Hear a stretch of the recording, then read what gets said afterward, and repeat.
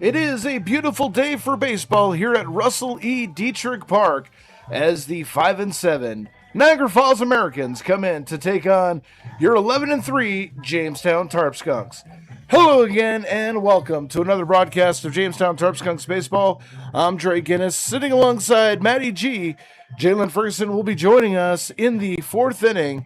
And Matty, I think today is a beautiful day, not only for baseball, but a beautiful day for rebound baseball after a tough 4-2 loss last night in a pitching duel to the Olean Oilers. You are not kidding, Dre. Now, something I do want to bring up, as you mentioned earlier, a beautiful day for baseball. It is a windy one, but I had a lot of worry when I woke up this morning as I was startled awake to pouring rain, scorching winds. It was like gale force with what we were experiencing, but the drainage system at Diethrich Park shines through once again. The shout out to the grounds crew at making sure that this field is game ready. Now, when you talked about rebounds, absolutely. It was a heartbreaking loss yesterday.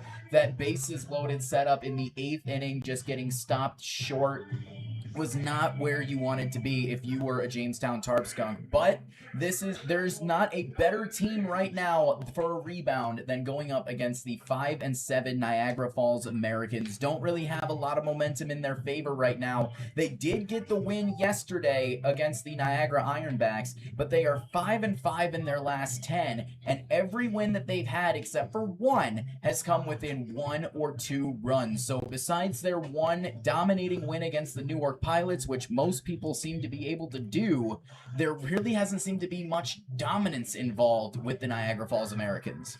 Still technically the best record in the league at 11-3. However, the Jamestown Tarp Skunks sliding into second place behind the Batavia Muck Dogs due to the win percentage way that the PGCBL separates teams in competition for that playoff spot. And to that end, Batavia was supposed to make up a rain-delayed game from June to 10th out in Olean today. That game has been postponed, apparently due to field conditions for the Olean Oilers. Conditions here are going to be a little bit more unusual, and by unusual, I mean windy. Granted, there's usually a bit of a breeze here at Diethrich Park, but it stays between 5-15 miles an hour, blows from left to right. We're getting word that we could be expecting sustained winds of 20 to 30 miles an hour, up to 50 mile an hour gusts. And for anyone that knows how baseballs fly, if you get one up into that jet stream that's especially blown out to the blue meaning out in right field and toward that scoreboard, catch something up in that jet stream, it could go. Definitely, and especially with a team like the Jamestown Tarp Skunks and the bats that they have. You look at guys like Blake Herman, the guys from Canisius. You got guys like Kiefer, Weeks, Muncie. These guys have pop in their bats, and because they have that pop, if they can catch that jet stream, one lucky gust of wind could put one to up to hopefully maybe even a 4. Like can I take a shot in the dark? Can I say we see a granny today? I mean, conditions have to be absolutely perfect, but, the possibility is always there. It is First Responders Night here at the ballpark, and we will be having a bit of an extended opening ceremony along with the national anthem to pay tribute to the first responders of Jamestown and Chautauqua County. Free admission in the ballpark. If you're in the area and are on the fence about coming out and supporting your 11-3 Jamestown Tarp Skunks, first question I have is why? Second of all is why aren't you here? Come on down, free admission, and enjoy some great baseball here tonight. Absolutely. And you look at a team like the Jamestown Tarp Skunks, as you said, 11-3. This team can be scary good when they want to be. You look at their game 2 days ago against the Newark Pilots, 20-12. However, you also look at the defensive side of things, 4-2 on a loss yesterday. And defensively, they were solid. It was just a couple of slip-ups here and there that caused a 2-run separation. So you got offensive spectacles Also, defensive spectacles. This team knows how to show up and show out. And honestly, I think this might be the lineup to do it. But the lineup does look like it has a bit of a hole in it, as unfortunately, the Tarp Skunks lost a member earlier today. Yeah, Justin Bremner, his season is over, injured a hamate bone in his wrist. He left the team today. And personally, from the broadcaster's point of view, definitely a loss that we will feel up here in the booth. And I know the leadership and just general good nature of Justin down in the clubhouse will be missed as well. Yeah, so a game like this is going to be for him. The Skunks are going to want to show up and show out for him and say basically, Bremner, this one's for you. The danger to this game, though, is that it very much could be a trap game. You know, Niagara coming in tomorrow. The Ironbacks have not beaten the Jamestown Tarp Skunks in their existence yet. And, you know, coming off of a very tough pitching duel last night, it's almost tempting to look past the Niagara Falls Americans, especially since their starting pitcher tonight, Angel Nova Lopez, started the game in Niagara Falls against the Tarp Skunks and absolutely fell apart. 7 runs in the first inning, and he comes in with an ERA of over 14. You know, there's the temptation that, that business may already has been handled when that is not the case. And if the Tarp Skunks are not careful, Niagara Falls can sneak up and tack on a loss. Yeah, I mean, they have done it before. As we mentioned, 5-5 in their last 10 games. One of those 5 wins was an 11-10 victory over the Auburn Doubledays. So you talk about a sneak under the nose, that this could be one of them. You are absolutely right, Dre. It could very well be a trap game. So the Skunks cannot be in over their heads on this. Do not become arrogant. Let your plays, let your bats, let your gloves do the talking, and just go and get that definitive victory and bounce back from yesterday and look towards the future. So we are getting closer to the first pitch of the ball game. As again, First Responders Night, we will have a special presentation of the national anthem. I'd like to remind you that the Tarp Skunks will be playing the Niagara Ironbacks tomorrow night, and you're not going to want to miss that one. Then off Saturday, Sunday, and Monday before going back on the road to take on these Niagara Falls Americans up at Sal Magley Field.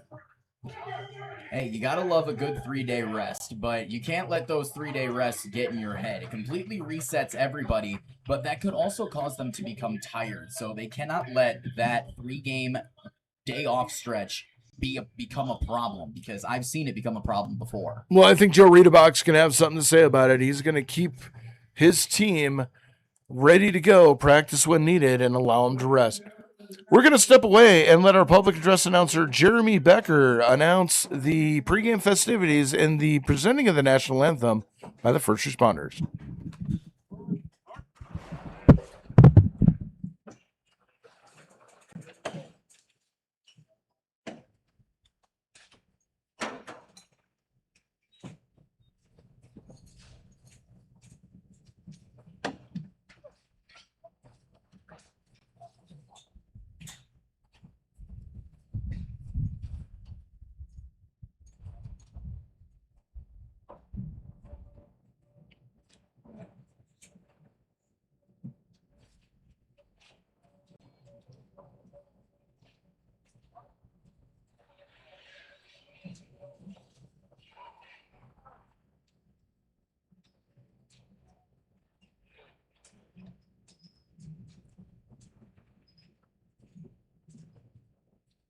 Fans, USA, please remain standing. Throughout the history of the city of Jamestown Fire Department, 11 firefighters have given their lives in the line of duty. Today, June 18th, marks the deadliest day in the department's 115-year-old history. The Richfield Oil Company fire claimed the lives of 7 individuals, including 4 Jamestown firefighters. Chief State Raymond W. Allison, Engine number 5, Harold D. Anderson, and Walter H. Cassidy, and engine number 1, Officer H. Bloom. Please join us in a moment of silence for these men who gave their lives 92 years ago today.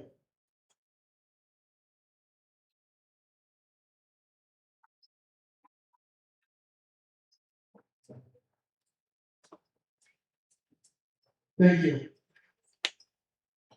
Please stay standing and sing along if you like as we honor America with the singing of the national anthem performed tonight by Mercedes Lincoln.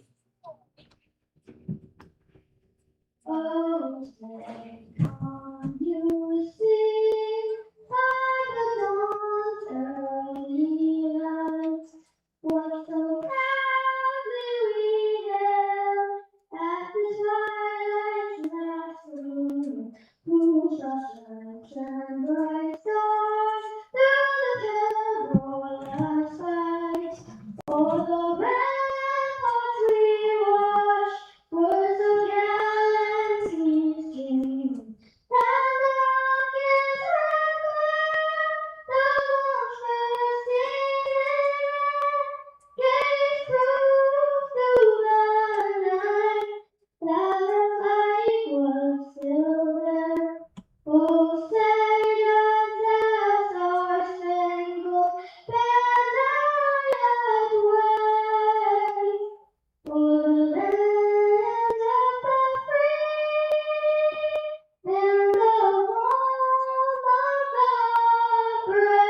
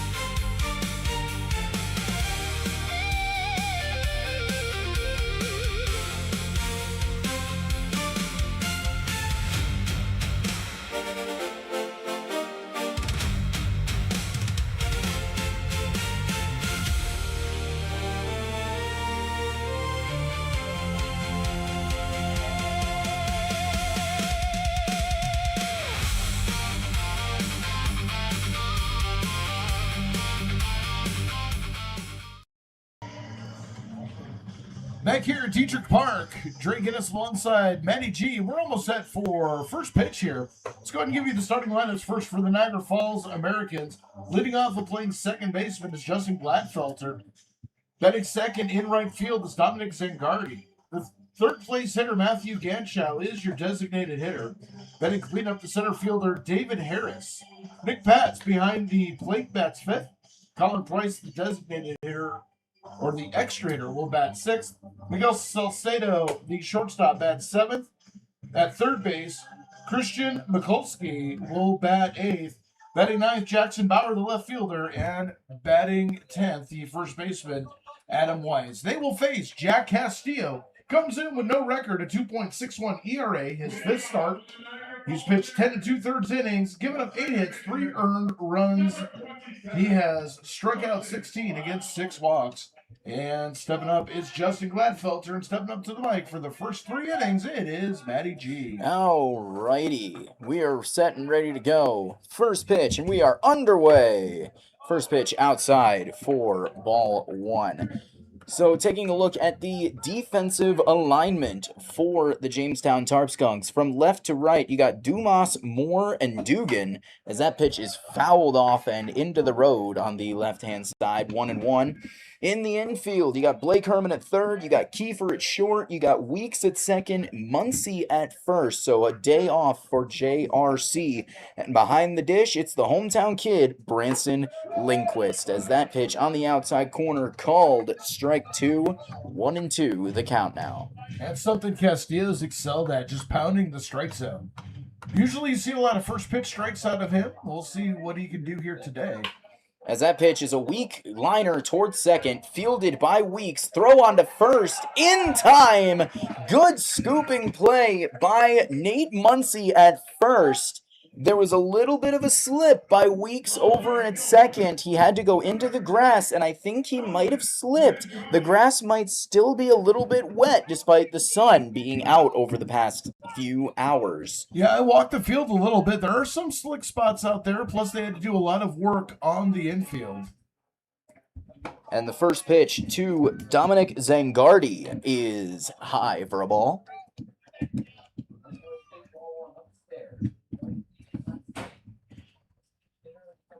The next pitch on the inside corner just missed. Good attempt at a frame job by Lindquist, but nothing given by the umpire. 2-0. The next pitch fouled off of Zangardi's ankle. So he will take a couple of steps, and he will try and quickly recover from that. No shin guard on the ankle of Zangardi, so he wore the brunt of that.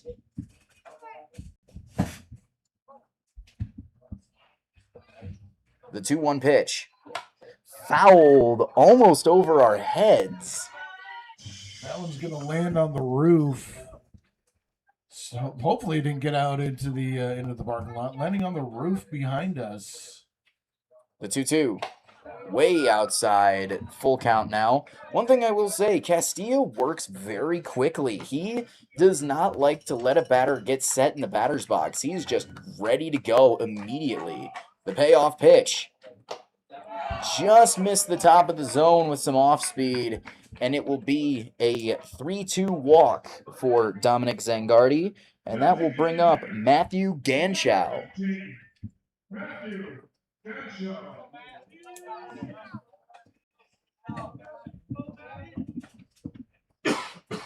We'll see if the pacing of Castillo changes with a runner on.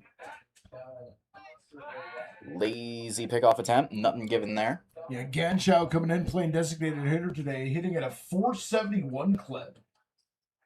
8 hits and 17 at-bats. Has 13 RBI on the season. First pitch.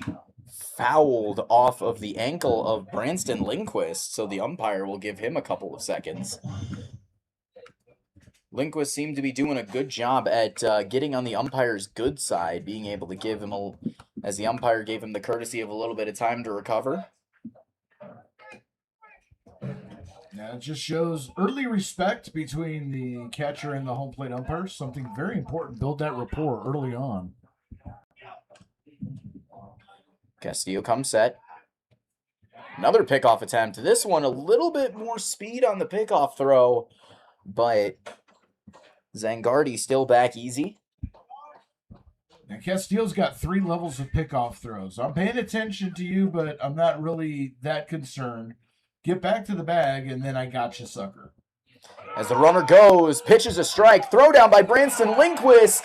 Sit down, have a seat. Stolen base denied. That was one of the most dominant and one of the most perfect throws by Branson Lindquist. Holy cow, what a throwdown. I mean, it wasn't just the throwdown. The pitch was a perfect pitch. Lindquist got off a sub 2 second throw from crouch to throw, and he had An absolute dart is what he had. Zangardi by easily 10 feet. As that pitch was fouled back. And swing and a miss, an absolute sword. And Branson Lindquist will throw down to first, and that will retire the side. No runs on no hits, nobody left on base after the throwdown by Branson Lindquist. We go to the bottom of the first inning. Tarp Skunks coming to bat.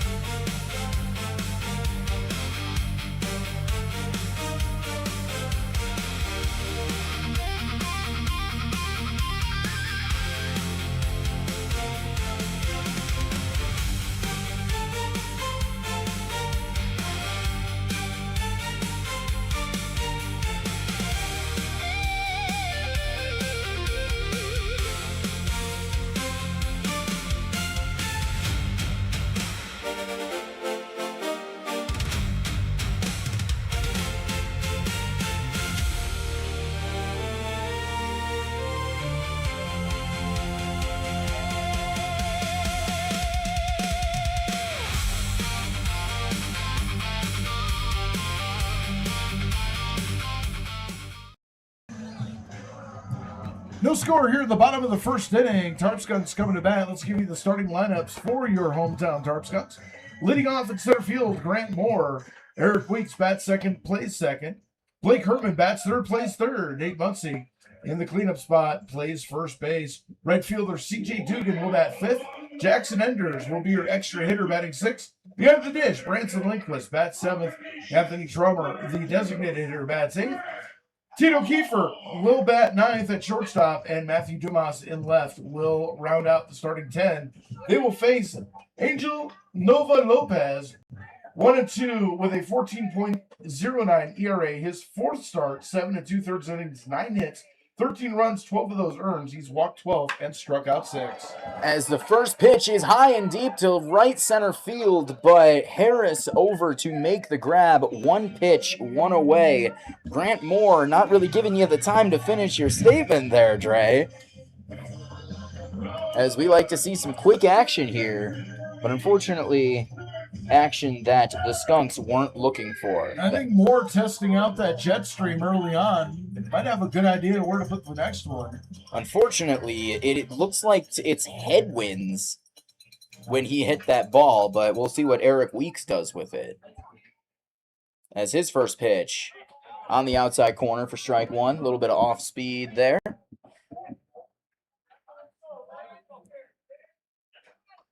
Lopez has what he likes.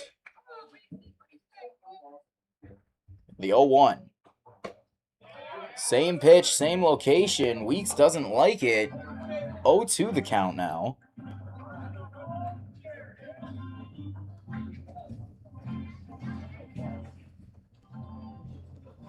Skunks looking to show some dominance early. The 0-2. Same pitch, but this time off the outside of the plate. 1-2 now. Looks like Nova Lopez seemed to have a little bit of a strategy going after the PGCBL Western Division Player of the Week.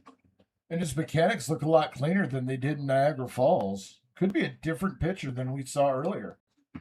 The 1-2. Ground ball past him, up through the middle, and it will be a C&I single for Eric Weeks. Nova Lopez couldn't make the grab on that one as it went over his right shoulder. And Salcedo and Gladfelter both trying to make sliding grabs for it, but Couldn't do it. And it is a one-out single for Eric Weeks. And those are the kind of base hits that when you're hot, you just get almost automatically. And Weeks is probably the hottest hitter on the Tarp Skunks right now. Blake Herman up to the plate now. His first pitch. Up over the top of the zone.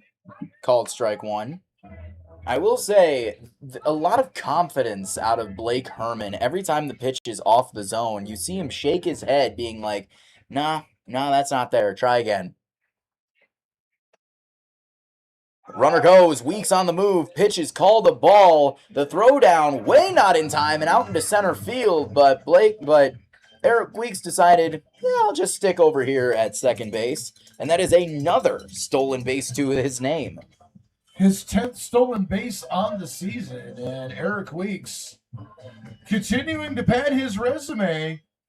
Possibly could be named a PGCBL All-Star, although that is a little bit later in the future. He's definitely putting on an exhibition for the Skunks this season. 2-0 the count now. Nova Lopez comes set. Checks Weeks at second. The pitch. Way off the outside of the plate. And Herman is now sitting on a 3-0 count now. We will see if he will have a red light or a green light.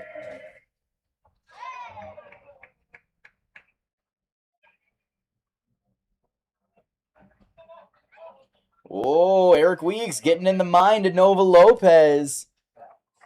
Taking a bit of a jump. We saw that a lot yesterday, especially with Blake Herman in scoring position. Steps off again. And I'm beginning to think that, the way Herman, Weeks run the bases. As that is popped up, foul territory. Underneath it is passed, and he will make the grab. And Blake Herman with a very unusual foul out. Seems to be a little bit unlike him and showing a lot of frustration as he heads back towards the dugout. I get the impression he takes, those kind of things personally. And that's, for a ball player, I absolutely love that. Oh, absolutely. But what I was going to say is it seems like the Canisius guys, they like to do the dancing. The Hermans, the Grant Moores, the Eric Weeks on the base path, they're going to get into the pitcher's head as much as they can. Another pickoff attempt, but Eric Weeks easily back to second base. And that'll bring up Nate Muncy. Nate Muncy looking to do some early damage here, looking to straw first blood. The right fielder, Zangardi, playing very deep out there in right field, looking for that pull. Pitch off the plate, 1-0 now. Everyone else normal depth, so Harris and Bauer not really thinking he's got a pop on his opposite side. And I love the battle between Salcedo and Weeks over at the bag. Salcedo's doing a good job trying to keep Weeks honest. As that pitch is popped up, foul territory and out of play. 1-1 now.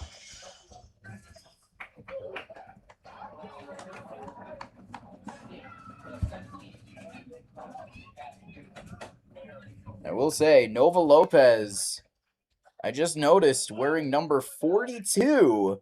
Did Jackie Robinson ever pitch? Probably, I don't know.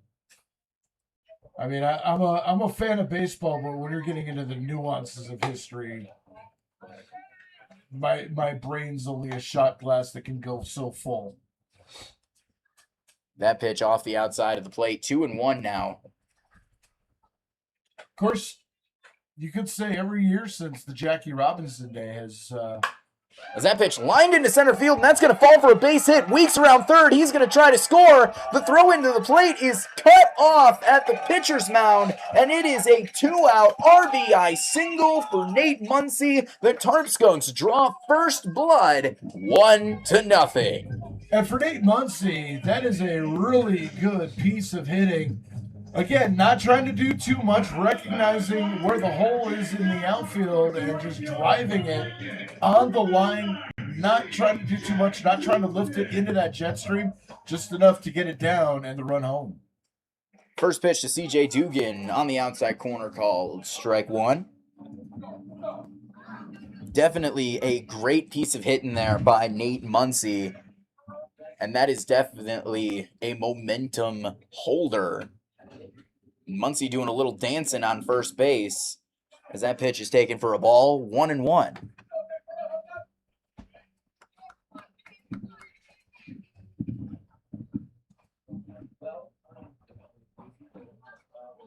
Nova Lopez. Next pitch inside for ball 2. And it looks like the Niagara Falls Americans are a little bit paranoid after what they experienced with Eric Weeks. Muncy faking a steal motion going into his secondary, and everyone yells runner as that ball's popped up shallow center, and it is called by the center fielder. He will run over and make the grab. A little miscommunication between him and Gladfelter, the second baseman, but he will make the rolling grab, and that will end the inning. 1 run on 2 hits, 1 runner left on base. We go to the top of the second inning. Score now 1-0 Jamestown.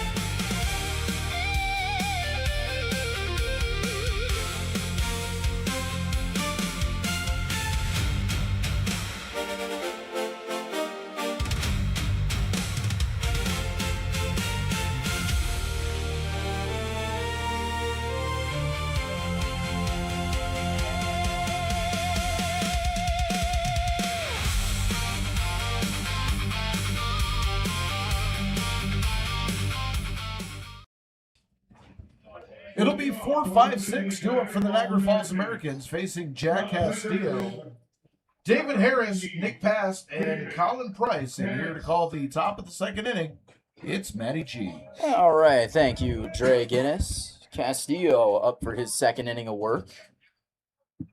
We will see what he does against the heart of the order. First pitch, ground ball up the middle, and we mentioned C&I single. That's exactly what that is. A lot of balls hit up the middle between both teams thus far, as it is a leadoff first pitch single for David Harris. And that will bring up Nick Past. We don't want to bring up the past, Dre. I want to look towards the future. But the first pitch to Past, called strike one.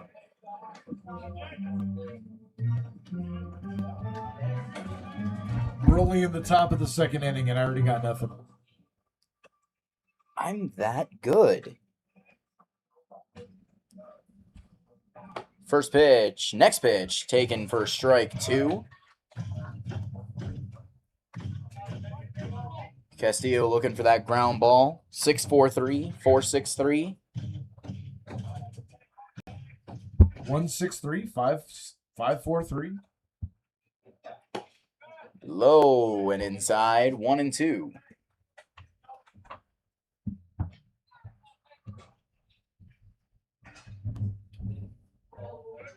Castillo has his pitch, comes set.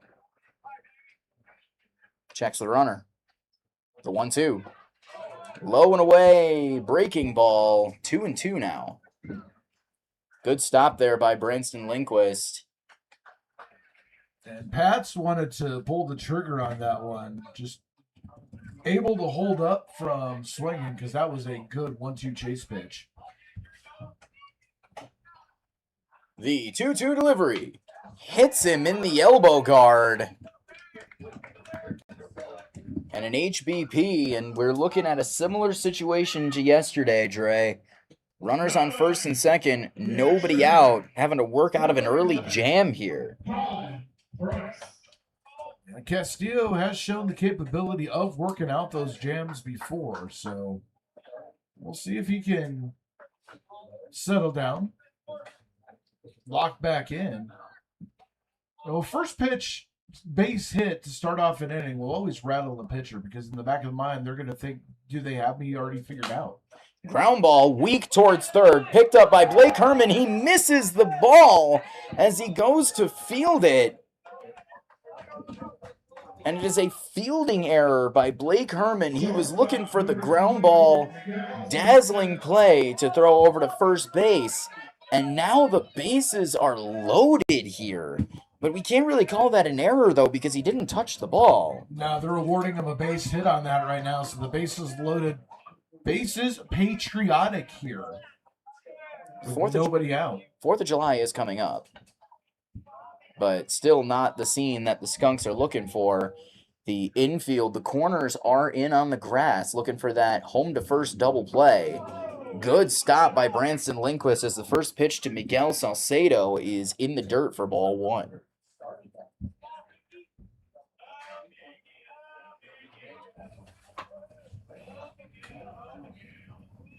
Salcedo comes set. No, not Salcedo. Salcedo is ready in the box. The pitch from Castillo on the inside corner for strike one. Nobody's nerfed, eh, Dre? Yeah. Now, thinking back to that play by Blake Herman, that the ball, just bad timing. It was a weakly hit ball skipping right under his glove as he went for the scoop. The 1-1 ground ball up the middle over the head of Castillo, bobbled by Weeks. And on the fielding error by Weeks, that will cause a run to score. The Niagara Falls Americans answering right back. Only one ball out of the infield, and yet every batter has gotten on base thus far. And the score is now tied at ones apiece. Still nobody out. Still the bases loaded. Yeah, that's a heartbreaker. The Skunks would have gladly traded a run for 2 out, but run comes in, nobody out, and Castillo's still in the same spot. First pitch to Christian Mikulski taken for strike one. It looked like Eric Weeks was kind of putting the cart before the horse there. He was already looking to second base, trying to make the double play before he even had the ball in his glove. So it looked like he was rushing the play a little bit. As that pitch taken for strike two, Castillo showing a little bit of frustration, a little bit of extra cheese on that fastball. Castillo looking to do it himself here. And the thing is not one of these balls have been hit extremely hard off of Castillo. Not at all. The 0-2 swing and a miss. Going from the fastball to that slow changeup. And Mikulski down on strikes, one away. That is huge. Double play ends this inning with minimal damage. As that brings up Jackson Bowers.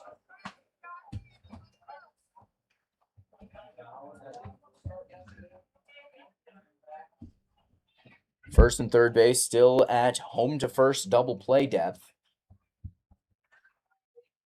First pitch to Bowers. Ground ball towards first. Diving, can't make it, is Muncy. And that will score one, maybe two. The throw into home plate, not in time.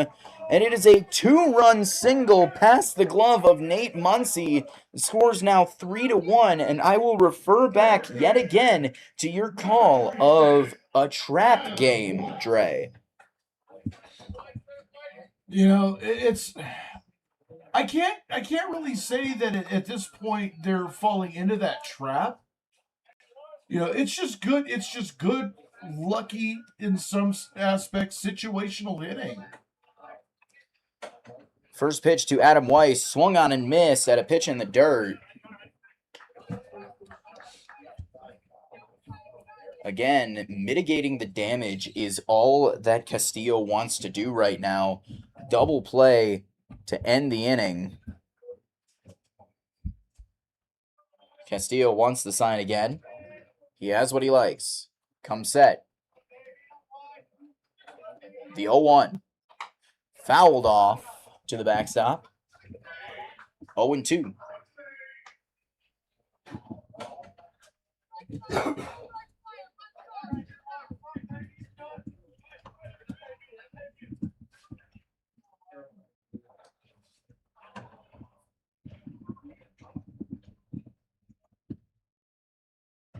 The 0-2. Swing and a miss. And another K for Castillo to his name. 2 away in this inning. And that'll bring up the top of the order, Justin Gladfelter. Number 27, Justin Gladfelter. Gladfelter's first time up, he grounded out to Weeks at second. Castillo would like another easy ground out here or perhaps another strikeout just to get out of this. Adam Weiss was the third strikeout to the name of Castillo today. First pitch, low for ball 1. I will say, credit where credit is due. I got to give the credit out to Branston Lindquist right now, as he is putting in work behind the dish today. A lot of pitches in the dirt, and he stopped every one of them. Checks the runner. The 1-0 from Castillo. Called strike 1. Check swing. The umpire called it a strike anyway. Well, yesterday, Heath Fetchick behind the dish did a fantastic job. As a matter of fact, neither team gave up a pass ball or a wild pitch the entire game. A rarity here in this league. The 1-1. Low and away, 2-1 now. Seems like Castillo is doing a lot of dancing around the strike zone right now. Trying not to leave anything too much of a meatball over the heart of the plate. The 2-1. Way high. He's looking for that high fastball, but just missing his mark. 3-1 the count now. It looks like perhaps a little mechanical issue happening here. Although I can't really pinpoint anything at this point. Salcedo off second. Bowers off of first. The 3-1 pitch to Gladfelter. High into right field. Coming in is Dugan. He will make the can of corn grab to end the inning, but not before the damage has been done.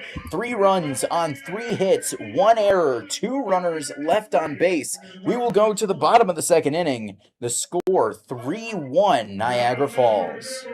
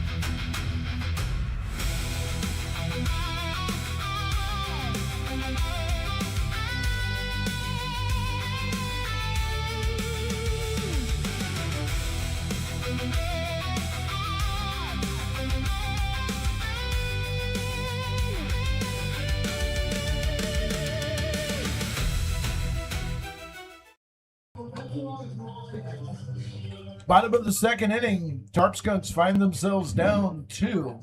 It's 3-1. And they will send up Jackson Enders, Branson Lindquist, and Anthony Trummer. And being sent back to the mic is Matty G. I'm back, and I'm better than ever. So, as we mentioned, Jackson Enders up to the plate now. And I will say, something that we talked about during pregame. In the middle of this lineup, the batting averages are not what we're used to seeing. His first pitch to Enders, low and away for ball one. A lot of people gonna have to find the lumber doing some work here. Chip away at that 2-run deficit. The 1-0 from Lopez. Swung on and missed. Enders looking to put that one down the line for a possible triple there. But just couldn't get around on it. 1-1.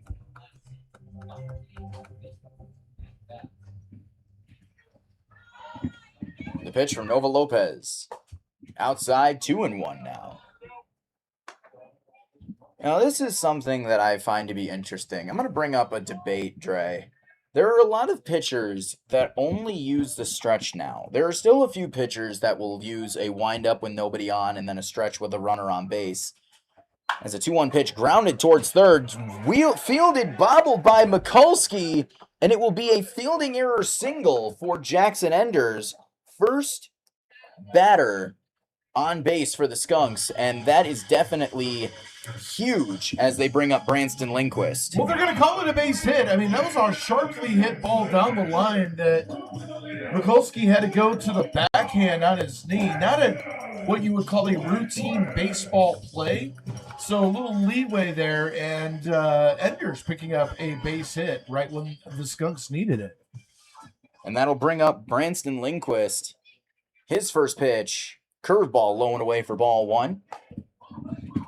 And as I was continuing from earlier, you got Castillo, who uses a windup and a stretch, and then you got Nova Lopez, who only uses a stretch. Do you think that Nova Lopez becomes more predictable as time goes on because he only uses a stretch? I don't think he becomes more predictable. I think his mechanics are actually going to be more solid by not having to switch from the stretch to the windup and vice versa. I like the trend of pitchers going from the stretch because it only gives them one set of mechanics to worry about. The 2-0 pitch popped up shallow right field. That is going to fall for a base hit, but Enders into second base in time. That is a very dangerous situation for Jackson Enders, as he didn't really have a spot to go until he knew if the ball if the ball fell into a glove or on the ground. It's that wind. We talked about how the wind was going to affect it. We saw it on the pop-up earlier to end the bottom of the first inning where the center fielder had to come all the way in and then break to the first base side of the second base back. This one got up in that jet stream and just kept tailing away from Gladfelter at second before it dropped. But everything is all safe and sound. 2 on, nobody out for Anthony Trummer. As his first pitch swung on, foul territory, popped up, coming over is Weiss, but he will not be able to get there as the wind took it again farther away. Yeah, and that wind doesn't really know what it wants to do. 1 second the flags are hanging straight down. The next minute they're 90 degrees flapping full in the wind. So 0-1 the count now. Trummer stands in. Enders off second. Lindquist off first. Nova Lopez has what he likes. Come set. Salcedo keeping Enders honest. The 0-1. Runners go, and that hits Anthony Trummer in the back of the helmet, knocks his helmet off. The umpire will call time, but that is what they wear helmets for. Trummer looks over to the dugout, and he gives a thumbs up to Coach Joe, who is on his way out to check with him. And like I said, that's why they wear helmets. That's a scary scenario. Second Tarp Skunks batter that's been hit in the head. GRC was the first, although his was more of a glancing blow. This one was a more decidedly solid thunk. And Trommer, big ups to him, automatically in the most valuable skunk conversation just for being able to take that, walk down and take his base at first base. So now a definite scenario here. Bases loaded, nobody out. Tito Kiefer to the plate now.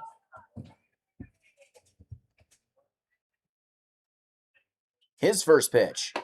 High and inside for ball one. And I have noticed the corners are in on the grass looking for that double play ball home to first. However, the first baseman, Adam Weiss, has been shaded towards second base. They're pulling the shift on Tito Kiefer a little bit here as that pitch low and away for ball two. Yeah, so I mean, with Kiefer, he was one of those that started a little bit slow at the plate, has really turned it up. 385 batting average so far this season with only 3 RBIs. It's a chance to do some real damage right here. The 2-0. Curveball inside. 3-0 the count now.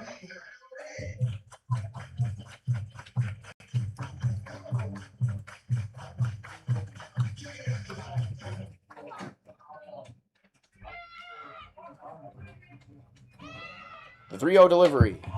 It is a 4-pitch RBI walk for Tito Kiefer, and that will send Jackson Enders in to score. And the Niagara Falls Americans coach calling time and going out to try and settle Nova Lopez down as Matthew Dumas steps up to the plate. And this is exactly what happened in Niagara Falls to Nova Lopez, although that happened in the first inning. And it's amazing how many times we've seen top and bottoms of innings parallel each other. Niagara Falls, same situation in the top of the inning. Hit by pitch, hit, and runs come in. Here you got base hit, hit by pitch, and a 4-pitch walk to drive in a run. We're in the twilight zone again. However, I will say no action thus far in the Niagara Falls Americans bullpen. No, they need to let Nova Lopez stretch out and try to go deep into games. 7 2/3 innings over 3 appearances is not a lot of work, and does not build a lot of confidence. Dumas's first pitch off the outside corner of the plate. 5 straight balls now from Nova Lopez. Technically 6 if you're including the hit by pitch on Anthony Trummer. Which I am. Dumas, 391, 5 RBIs here. Speedster at the bottom of the order. 1-0 way outside. And Nova Lopez looking down at the mound. His foot slipped off the delivery there. And that is now 7 straight balls. Well, we talked about it. A lot of rain overnight and into the morning. The grounds crew had to do a phenomenal job to get that mound and the infield into playing condition. The 2-0. Ball 3 to Dumas. 8 straight balls now. And that one actually might have gone against Nova Lopez. And when you're wild like that, you're not going to get those borderline pitches. That's exactly what it was, right at the top of the zone. The 3-0. That one called strike one. The 8-pitch ball streak is over. 3-1 the count now. And you already know that everyone in the Tarp Skunks lineup was sitting, do not swing until he throws a strike. At least that was in Dumas's mind. The 3-1. Ball 4 called off the outside corner of the plate, and it is another RBI walk, and that will tie the game. The 2 runs that they needed have already come across this plate. Still nobody out. Still a surfeit full of skunks on the base paths. And if you're the Americans, the one guy you do not want to see coming to the plate, Grant Moore. Speed, power to both gaps. Can spray the ball down the line. He already hit one that traveled about 345 on the first pitch of the game. That's his first pitch on the inside corner for strike one. So he's definitely looking to get something up in that jet stream. or perhaps poke something down into the Lafayette corners. The winds favor that Lafayette corner sign. The 342 sign on the right field line. The 1-0 in the dirt. Good stop by Past. 2-1 the count. As it is now a tie ball game at 3-3 apiece. But you know that the Skunks do not want to be done putting runs across the plate here. Nope, and this is the pattern that Nova Lopez showed in Niagara Falls. He's starting to fall into it here. Free passes, free runs. As that is a foul ball towards the Americans' dugout. Still nobody out here. 1-2 the count. Grant Moore stands in. Trummer off a third. Kiefer off a second. Dumas off a first. The 1-2 delivery. Fouled off towards the Americans' dugout again. That one a little bit of a sharper line. And we will redo 1-2 all over again.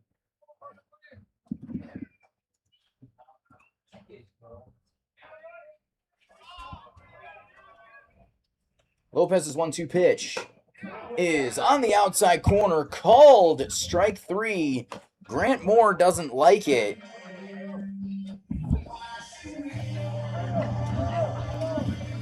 But that will be the first out of the inning, and that will bring up the PGCBL Player of the Week from the West Division, Eric Weeks, who already has a single to his name and a stolen base to his name. The two things on his stats for when he was named Player of the Week were hits, stolen bases, and RBIs. He already has a hit and an RBI, or a hit and a stolen base. Why not add an RBI to his name?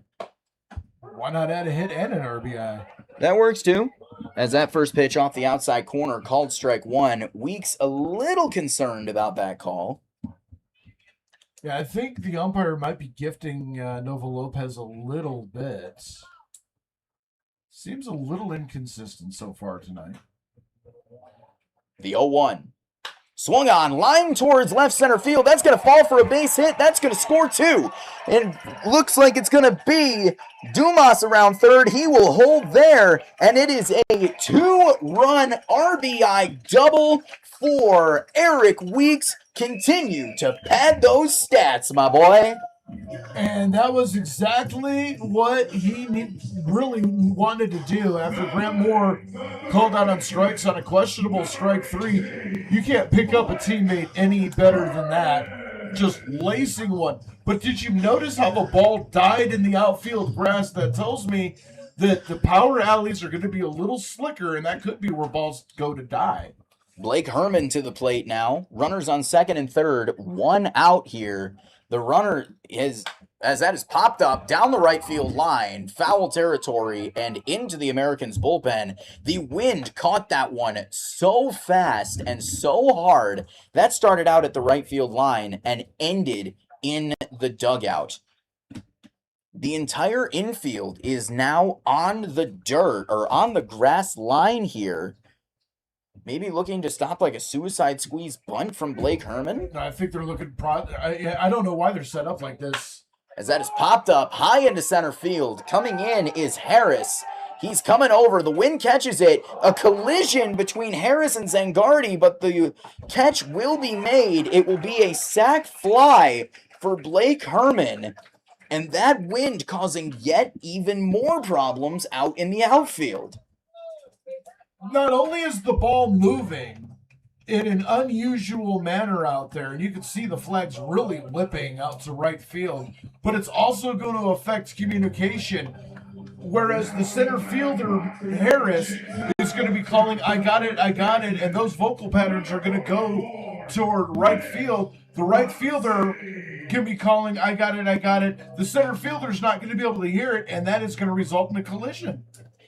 Nate Muncy to the plate now, 2 away, runner on second base. His first pitch taken for strike 1. What I was talking about earlier, where the Americans were playing on the infield, I didn't really understand that because they were set up for a double play. Or no, they weren't. Oh, that makes more sense now. I just realized that the runner was not on first. Nate Muncie's next pitch in the dirt for ball 1. And Salcedo versus Weeks. The battle at second base will continue this at-bat. As Salcedo shading towards second base, looking to keep Eric Weeks honest over there. Lopez has the pitch he likes. Comes set. The 1-1. Off the outside half of the plate. 2-1 now. Nate Muncie with an RBI single back in the first inning.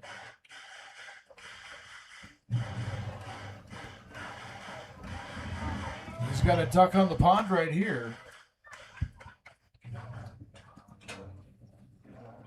The 2-1. Popped up in the infield. Coming in is Salcedo. But also coming in is Gladfelter. Almost another collision. But Salcedo will make the catch to end the inning. But not before the Tarp Skunks respond to the 3-run inning that the Americans had. 5 runs on 3 hits. 1 runner left on base. We will go to the top of the 3rd inning. The score now 6-3. Jamestown Tarp Skunks favor.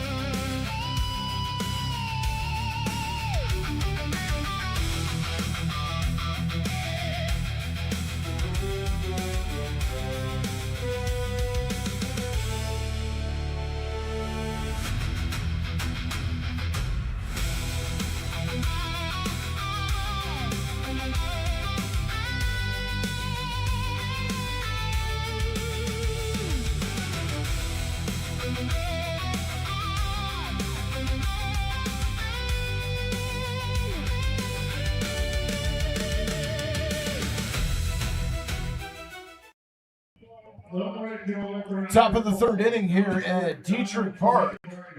It will be 2-3-4 due up for the Americans. Zangardi, Ganchow, and Harris. And Jack Castillo back on the mound, and Matty G behind the mic. First pitch taken for strike 1 for Dominic Zangardi. He walked his first time up and was also caught stealing in the process, as that pitch is fouled to the backstop. Quickly 0-2 on Zangardi. So a completely different scenario from his first at-bat. And it's extremely important for Castillo to have a quick inning here. Swing and a miss.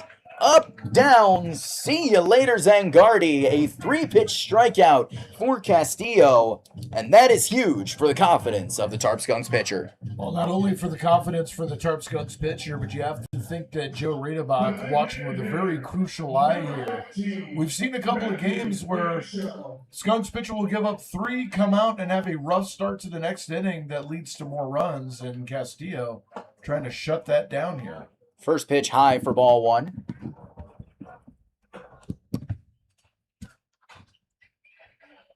Ganchow, a strikeout victim, swinging his first time up. As that is lined out into deep left field. Going back on it is Dumas at the warning track, and he will make the backpedaling catch just before the warning track for out number 2.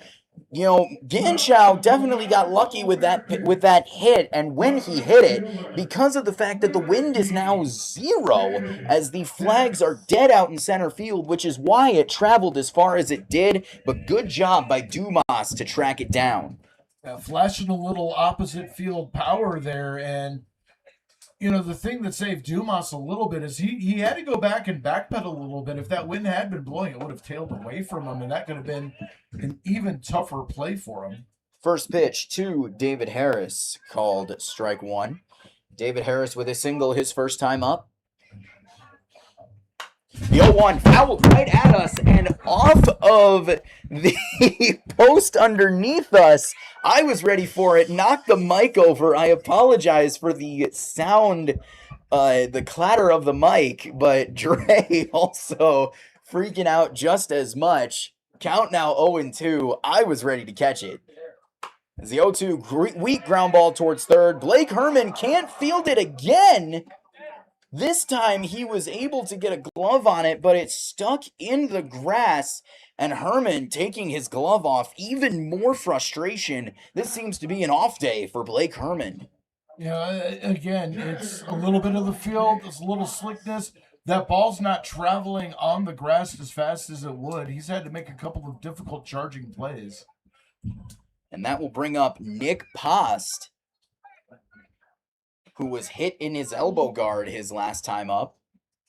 His first pitch off the outside corner, taken for ball one. And by the way, that sound that you heard was not Maddie knocking over the microphone. That was my life flashing before my eyes. In THX. The 1-0 over the heart of the plate, strike one. I'm going to be honest with you, I'm surprised I still have those reflexes. Although after my surgery, the reflexes are a little bit better. Hey, adrenaline is an amazing thing, man. The 1-1. In the dirt in front of the plate. Good stop by Lindquist. As David Harris will hold at first. 2-1 the count now.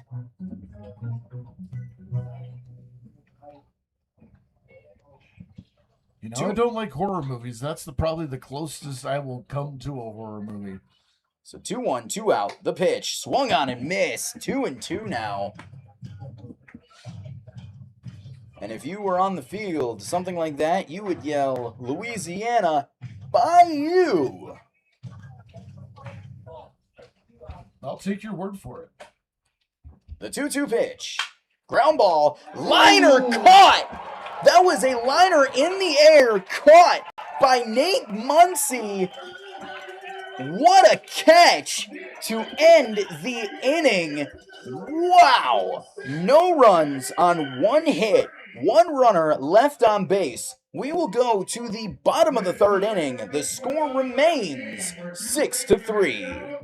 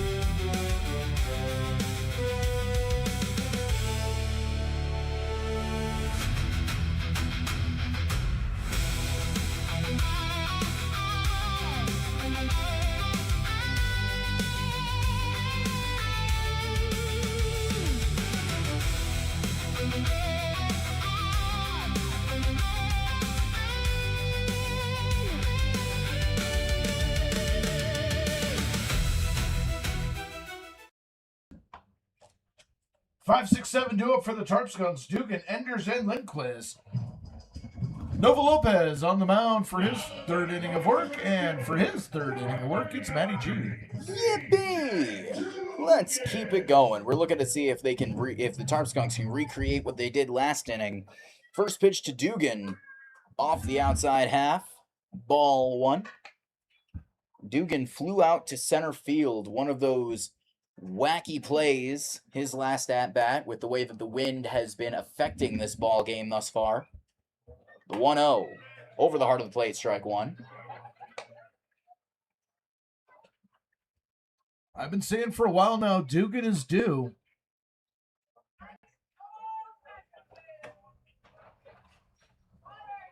The 1-1. Off the outside corner. Interesting frame job attempt there by Past, but the umpire wouldn't give it to him. 2-1. Yeah, I mean, I saw it from up here, the movement from outside the zone to over the plate. 2-1, fouled off over the booth. And it looks like that one might go into the parking lot. 2-2 now. Yeah, home plate umpire wasn't buying that frame job, although it was a good one. Just too much motion from the outside of the zone back in. The 2-2 pitch.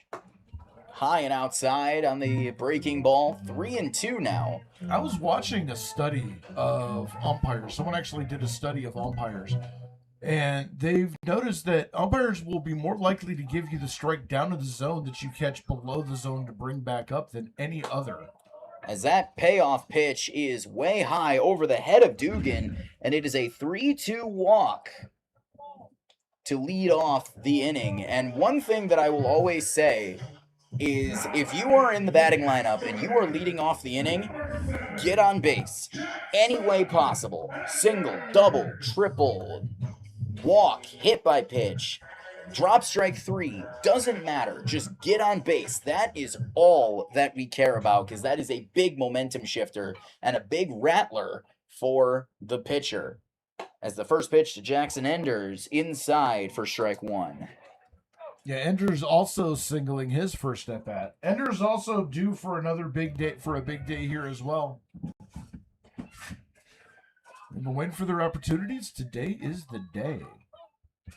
Enders calls time. Thought that Nova Lopez was taking a little bit too long. Either that or he just wasn't settled. Nova Lopez set. The 0-1. In the dirt, 1-1. And I will say, you talk about all of the Canisius guys that do a lot of dancing on the base paths, Dre. I think that might be starting to rub off a little bit on a lot of the other players on the Tarp Skunks team.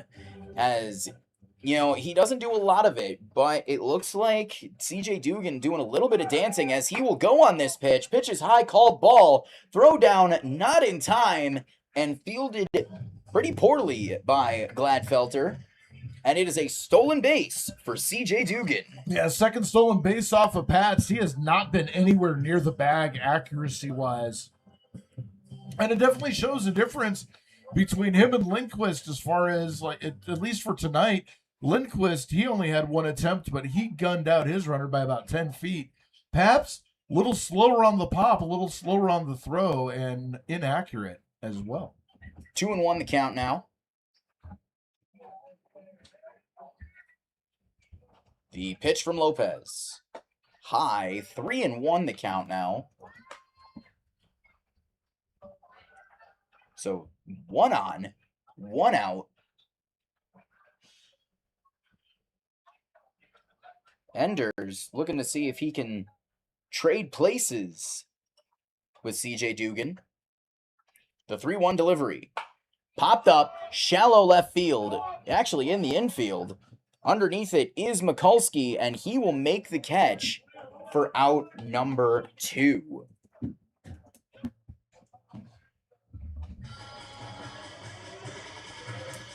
And that will bring up Branson Lindquist. Now the batting box for your Jamestown Tarp Skunks, the catcher, number 45, Branson Lindquist.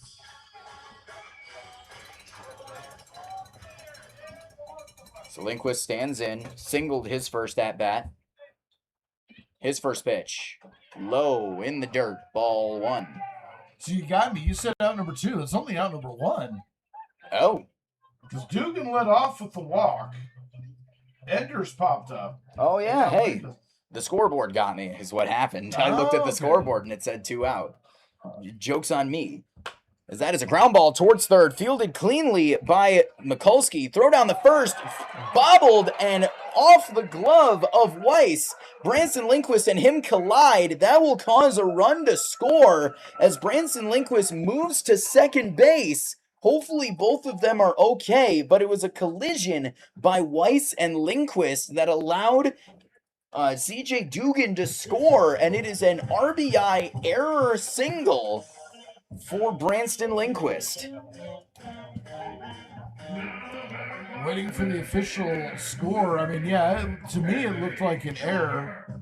I don't think it's going to be an RBI because the run scored on the air. As that'll bring up Anthony Trummer. We'll wait and see. Swing and a miss for strike one. And you're right, if that is an error, that would be unearned. Tromer hitting the head his first time up. He'd like to get a little revenge here by putting one out in the outfield. Ground ball towards third, foul. In a similar place that Branston Lindquist put it, just missing by about a few feet. Yeah, they're taking their shots at Mikulski down at third base. Hot corner's hot corner.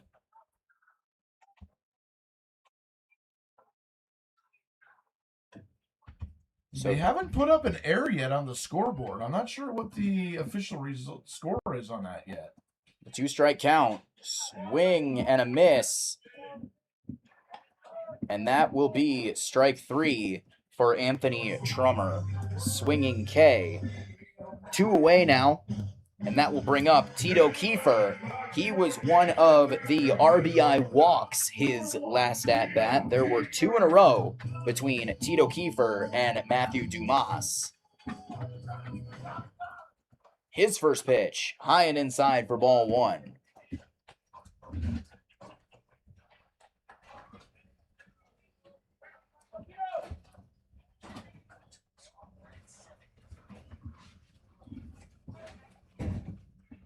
The 1-0. Off the outside half of the plate. 2-0 now. So Branson Lindquist off of second. He's the only runner on right now. 2 away. 2-0 count to Tito Kiefer. The next pitch from Nova Lopez is over the heart of the plate. 2-1 the count now. I think Kiefer's just trying to figure out where Nova Lopez is going to go with each of these pitches. He's been wild all over the zone here today. Pretty hard to get predictable. You were talking about predictability out of the stretch. As that pitch over the head of Tito Kiefer, having to bring the bat down. 3-1 now. You know, when your location is all over the place, throw predictability out the window. You can guess the pitch all day long, but if you're thinking fastball in, there's a fastball in the dirt on the outside part of the plate. It's unpredictable. The 3-1 inside, ball 4. As it looks like we will be on our own. Scoreboard has completely reset. I got it here. But now that'll bring up Matthew Dumas, and that is 2 walks in a row for Tito Kiefer. Still not an at-bat recorded. Yeah, but that's glorious for his OPS. That is honestly a stat I prefer more than just a normal batting average. On-base percentage. Well, Sandy Alderson and Billy Bean preached it in Oakland. Is that pitch way outside for ball 1? Bill James' philosophy of baseball that for years sabermetrics and those type of things were scoffed at. And, you know, give a lot of credit to the Boston Red Sox for recognizing what the A's were doing. And the Boston Red Sox, Theo Epstein, using sabermetrics to actually break the long drought between World Series for the Boston Red Sox. Breaking the curse of the Bambino.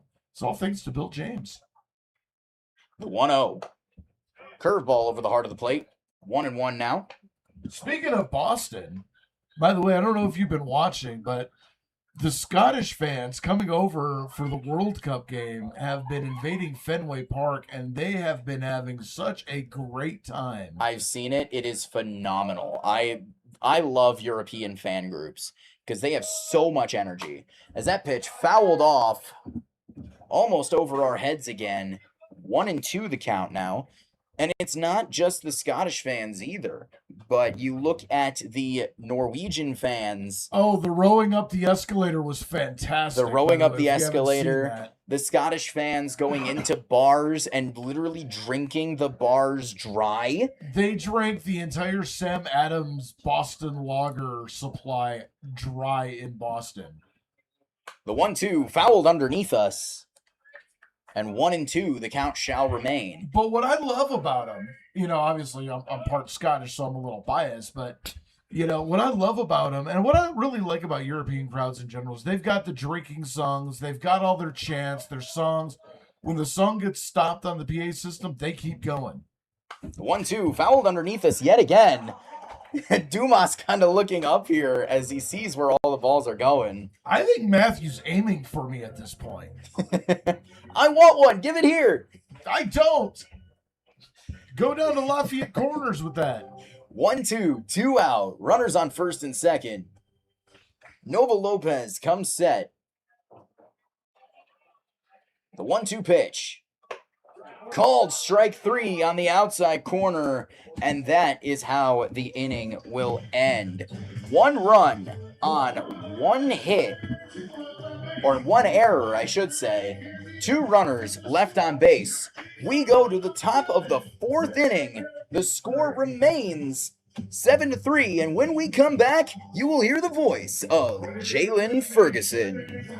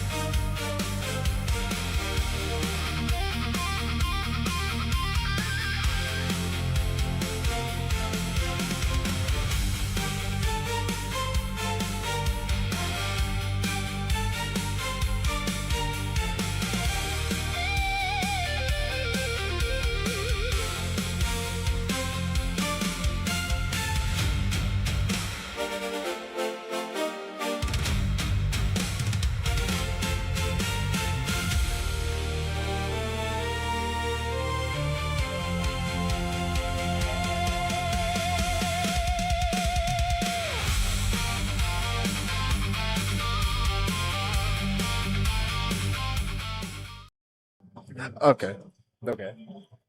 Back here at the Russell E. Diethrich Park, the historic Russell E. Diethrich Park, it is going to be 6-7-8 due up for the Niagara Falls Americans. Colin Price, Miguel Salcedo, and Christian Mikulski.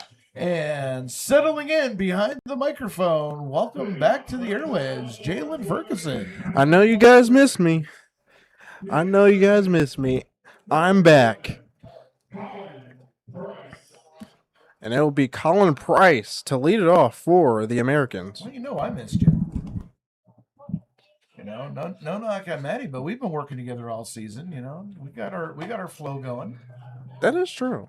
The first pitch misses for a ball. 1-0. Yesterday really screwed me up too. Doing the way we split the innings, and that's all on me. Is that one line to left field? Dumas under it and makes the catch for a quick out number 1. And so that's going to bring up Miguel Salcedo. I set it up that way because basically I didn't know what I was doing. I was scrambling because of equipment malfunction, which was also my fault. Where are we going to get that situated? Tomorrow. Oh, you didn't know? I ordered a new mixer yesterday. Yeah, you did say, yeah, you. And Christian did too. So we'll have 2. We'll have 1 for the road, 1 for here. That one is inside for a ball to Miguel Salcedo. Miguel Salcedo, in his last game hit a game-winning single, as that one misses for a ball, 2-0. Against the Ironbacks, he hit the game-winning single to walk it off against the Ironbacks in Niagara Falls. Another ball up high for a ball.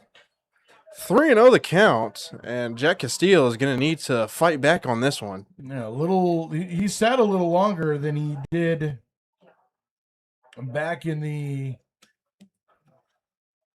Well, no, he didn't sit as long, but. And a good frame job by Lindquist, being able to get the strike on that one. It's 3-1 the count. Yeah, I'm an inning behind. I was thinking we're still in the third, and he sat long in the second, not so long in the third. And that one's in there for a strike. And good job by Jack Castillo being able to fight back, and now it's a full count. And how much do you think that strike call was more of, being shown up I think by Salcedo? And that one. Oh, it is bobbled by Muncie. Ground ball to Muncie, and he bobbled it. So that one is going to allow Miguel Salcedo to get on first.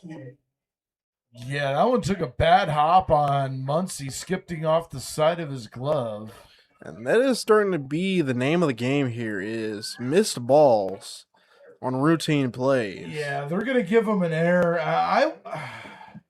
I'm not sure if I would have given him an error on that one. Ticking off the side of the glove. This infield, while it looks good, did take on a lot of water yesterday. Well, swing and a miss for Christian Mikulski.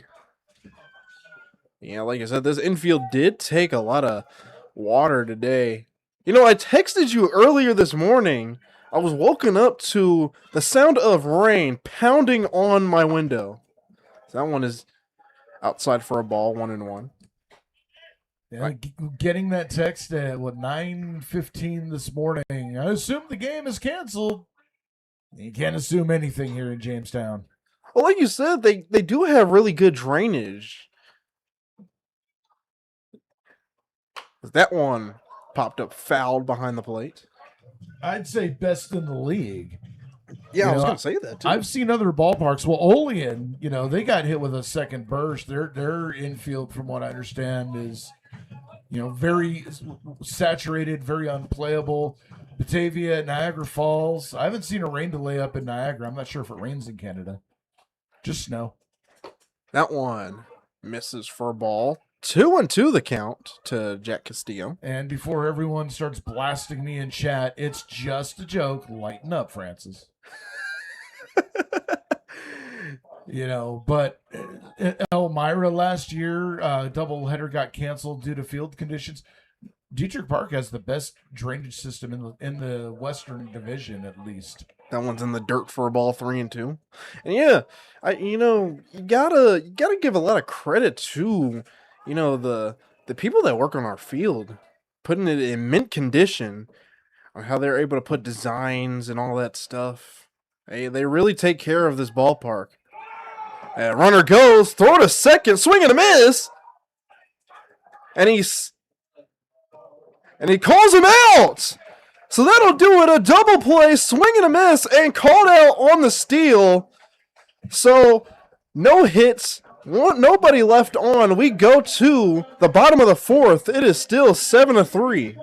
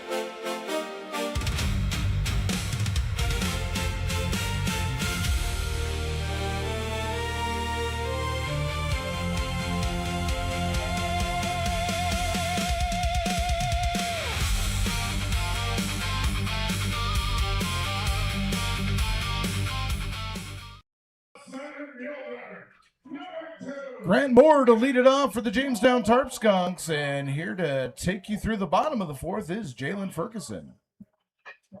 Yes, come with me as we travel down Main Street. It's a beautiful day in the neighborhood. And I left my sweater at home. That one in the dirt for a ball. 1-0 to Nova Lopez. And good job for the Tarp Skunks being able to attack Nova Lopez. This is the second time that they have done this, putting 7 runs on him. That one lined, fouled. So 1-1 to Grant Moore. And I'm noticing in recent games, Grant Moore has been trailing in the count a lot quickly. Having to fight back in the count. So 1-1 to Grant Moore. Puts down a bunt, misses the bunt, so that'll be strike 2. And that's the frustration of a very solid hitter who's finding himself in a bit of a mini slump. Trying to work his way out of it. You got to give him credit, though. I mean, he's still able to get on base, but eventually he's going to have to put one in play here. As the 0-2 to Grant Moore. That one's in the dirt. Now it's even at 2.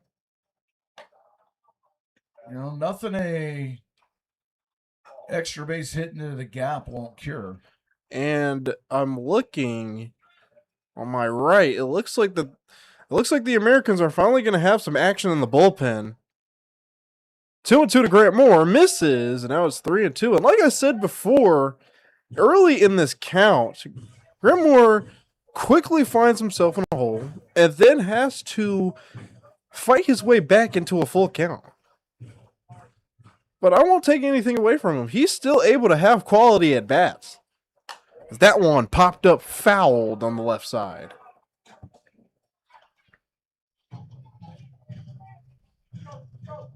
So 3-2. We're going to do it all over again. It is still 7-3. On deck is Eric Weeks.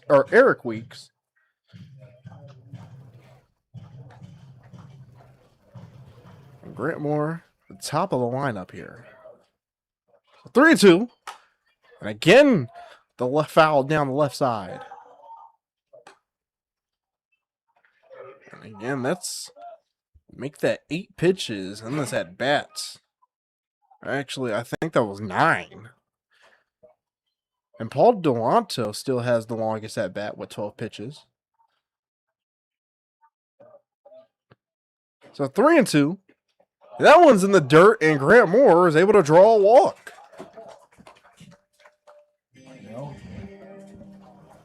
He hasn't, he's made solid contact. They've been at everybody, but he still finds a way to get on base here. And that's just, a sign of a good hitter. One avenue closes, you find a way to get on base any way you can. And taking the 3-2 walk after working the pitcher for 9-10 pitches, it's a good way to get on base. I was going to bring up the utility. Oh, Grant Moore's on the run. Passed ball. Grant Moore is going to go. Or no, that was a wild pitch. That never hit the glove of the catcher. And Grant Moore, as soon as he got to first base, he was looking for steal. He didn't even let Nova Lopez get a pitch off before he went. Half the side quest completed here. First stolen bag. So 1-0 to Eric Weeks, Grant Moore. That one is in there for a strike. Grant Moore at second. And Grant Moore taking a huge lead, or a huge jump at secondary lead at second. So 1-1 to Eric Weeks. That one misses. Yeah, that one was a bit up. I didn't know if he was going to get the frame job on that one. It was close. I mean, it was definitely up in the zone above the numbers. Pass did a good job trying to bring it down, though. So 2-1 to Eric Weeks. That one is up And now it is 3-1 the count. You know, Eric Weeks, again, talk about how he was player of the week. And he has been able to drive in runs. And Grant Moore, early break, throws to third, and he is out. So Grant Moore being called out on the throw. You know, that's the second time in 2 days that a runner has taken himself out of scoring position by trying to steal, thinking that he had the pitcher napping. Remember, Blake Herman did that last night. Yeah, that was the other one. Well, now they're going to start all over with a runner at first after Eric Weeks takes a walk. And here comes the skipper for the Americans. And I don't see him calling to the bullpen yet. Looks like he did make the call. Yeah, Oh, yep. Righty and a lefty in there. Looks like we're going to get a righty coming in. So that'll do it for Nova Lopez. We'll get you the new pitcher after this.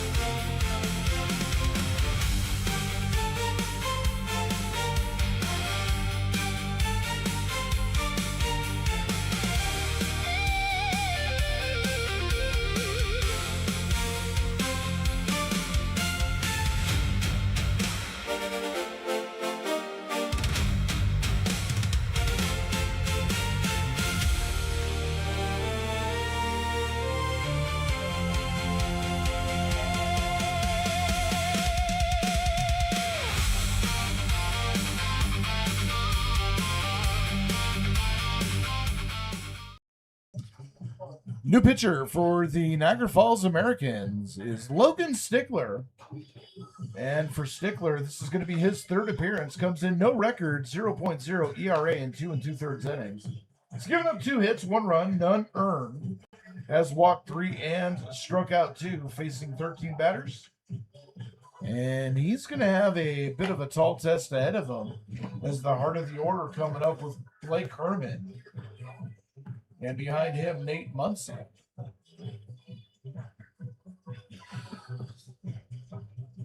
Yeah, so Blake has Eric Weeks at first. Hopefully Blake can drive one in. Blake Herman, he is 0 for 1 with a sac fly. Or is that 0 for 2? 0 for 1. Okay, 0 for 1 with a sac fly. Yeah, a sac fly doesn't count as an at-bat. That's why it's called a sacrifice. You're sacrificing your at-bat for the greater good. It's like the Hunger Games, but in baseball.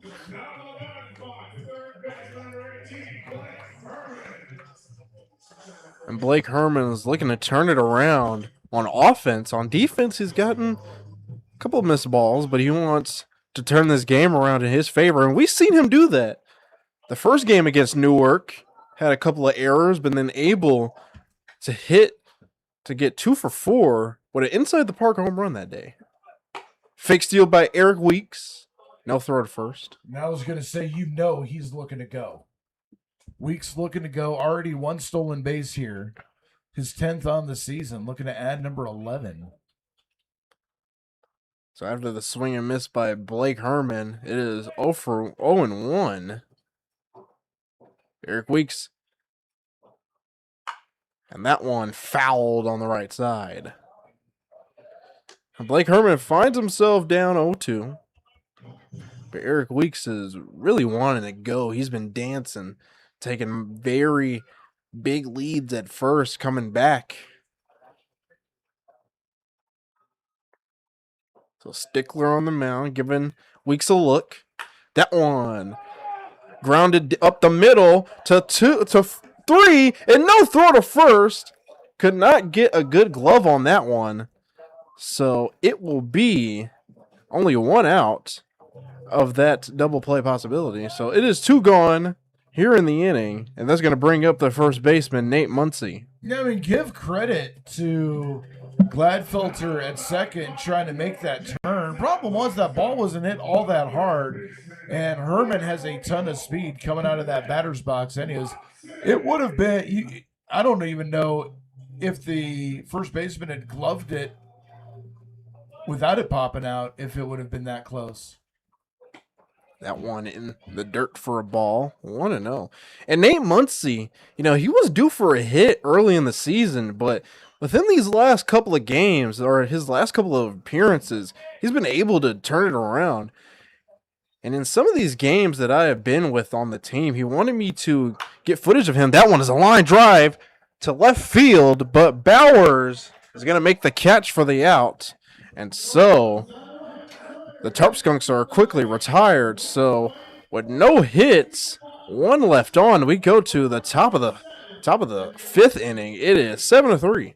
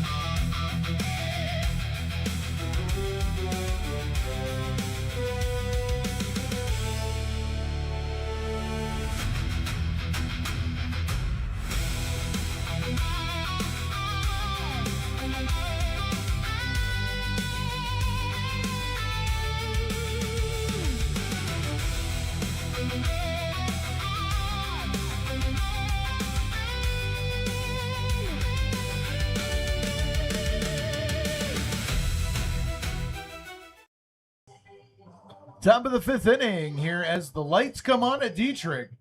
It will be Bauer, Weiss, and then back to the top of the order for Gladfelter. And here at the top of the broadcast booth, it's Jalen Ferguson.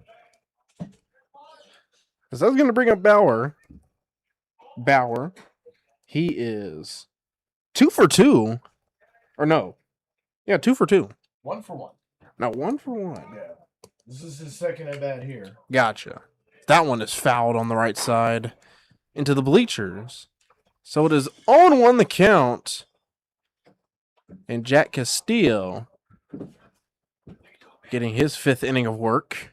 Yeah, so That one misses, or no, that catches the zone for a strike. Yeah, so with Bauer, he singled and 2 RBIs back in the second. He was responsible for stretching that lead out to 3. That one misses pretty close, but it's a ball, 1-2. Yeah, he watched that go below the zone. That one in there, and Bauer is sat down on strikes. Give him a backwards K, and that is 1 gone here. And that's going to bring up the first baseman, Adam Weiss.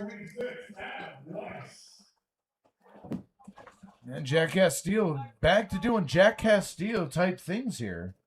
And like you said, Adam Weiss already has a strikeout to his name in this game. Yeah, he had him mesmerized watching that last one come in. And that one is up and inside for a ball, 1-0. You just got to admire how Jack Castillo's able to mix up his pitches as that one misses. Ooh, I'm not sure where that missed. That looked pretty good. Maybe a little inside. So 2-0 the count to Adam Weiss. And that one was pretty close too. And Castillo's gone from getting calls to getting squeezed here. And that's the thing with those pitchers' pitches. You got a 50% chance of getting those. So 3-0 to Adam Weiss. That one's in there for a strike, 3-1. Same location as the 2-0 pitch that got called a ball. So that's going to create a little confusion as to Castillo. What is he going to get? What's he not? So 3-1.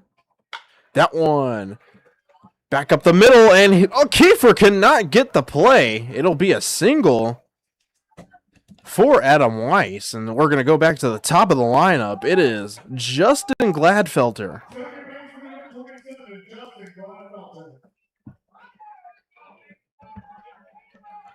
So Justin Gladfelter grounded out to second and flew out to right field. He's currently 0 for 2 right now.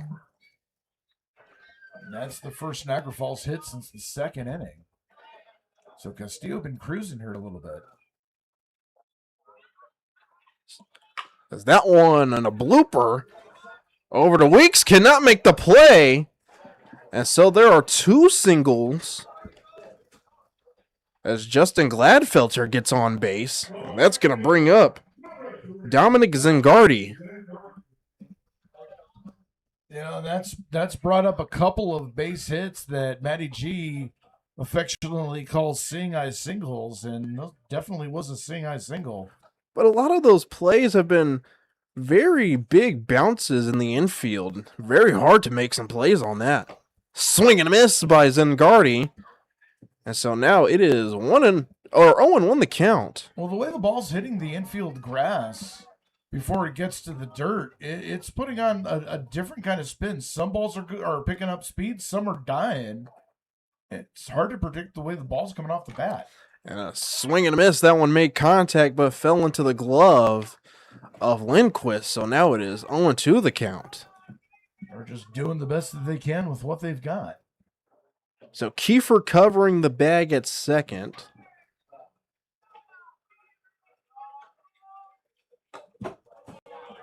And that one misses for a ball. 1-2 the count.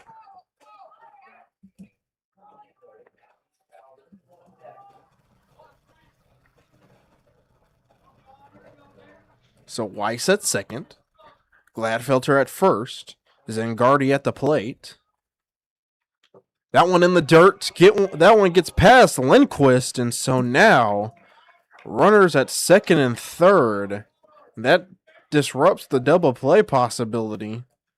So now it is 2-2 the count to Zengardi.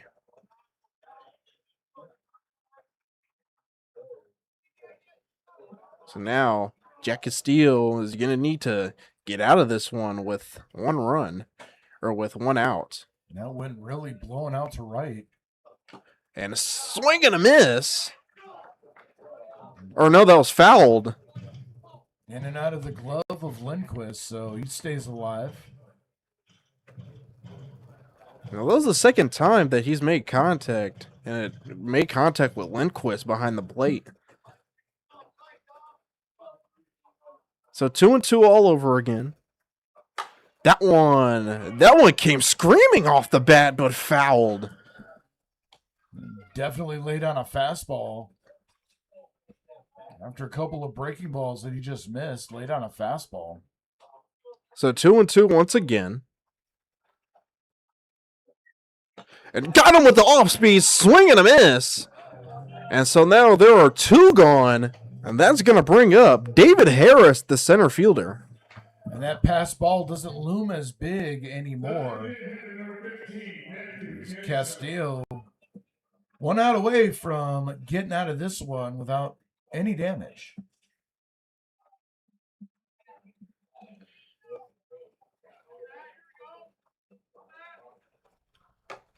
And a swing and a miss. This is not David Harris. This is Matthew Ganchow. And Ganchow struck out and has flown out to left. 0 for 2 on the day. Castillo has him on tilt a little bit. Swing and a miss by Ganchow. You can talk about being batters ahead of the game. I said Davis's name, or David Harris's name before Ganchow. You know, we had probably our best game of the season. A couple, not last one, but the one before that. This one's all over the place. It wouldn't be the first time. In fact, this is the second time we've had a game like this against the Americans. If you remember when we went to Niagara Falls. Yeah, that one ending in a 13-5 rained shortened affair. So 0-2 in the dirt and inside for a ball.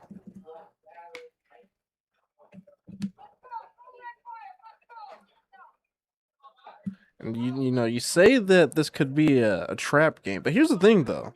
You don't want to get comfortable with this lead that you have. Absolutely not. And that one, I know Ganchow wanted to swing at that, but he doesn't. So now it is 2-2 the count. That's spitting on a slider outside the strike zone. He wanted that one though. So hopefully Jack Castillo can get out of this inning with minor damage. Swing and a miss, and they get out of the inning. So on a couple of hits, no one comes across the score. 2 left on. We go to the bottom of the 5th. It is still 7-3.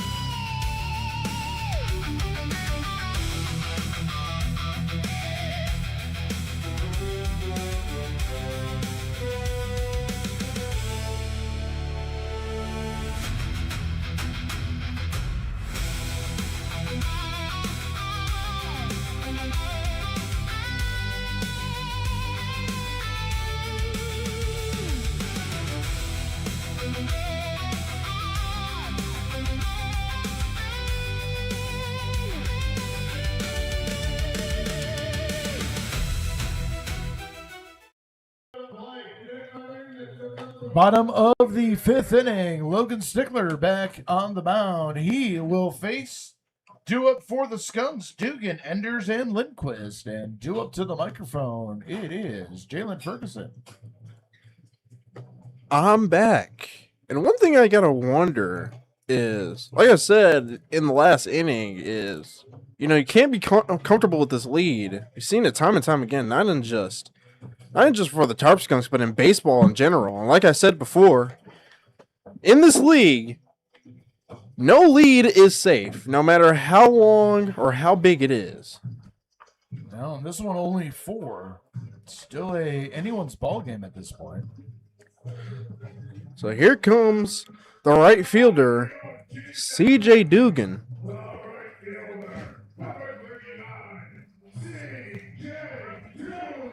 Dugan popped out to center on a wind-blown play, and he's also walked and scored a run. That one, line drive into center, but Harris doesn't go anywhere and makes the catch for the out so quickly, 1 away, and that's going to bring up Jackson Enders. You can't argue pitch selection. First pitch fastball, if that's what you're looking for, go for it. Enders, or Dugan, put a little charge into it, but just hung up a little bit too much in that wind. And Jackson Enders got himself a base hit, and he flied out or popped out to third base. That one is in there for a strike. 0-1 the count. You know, the one thing the Skunks don't want to do, though, is give Stickler any favors. They don't want to give him, you know, a 5-pitch inning and back into the dugout. They need to make him work here. Exactly. That's just giving them momentum to come back and attack you. That one just misses for a ball. 1-1.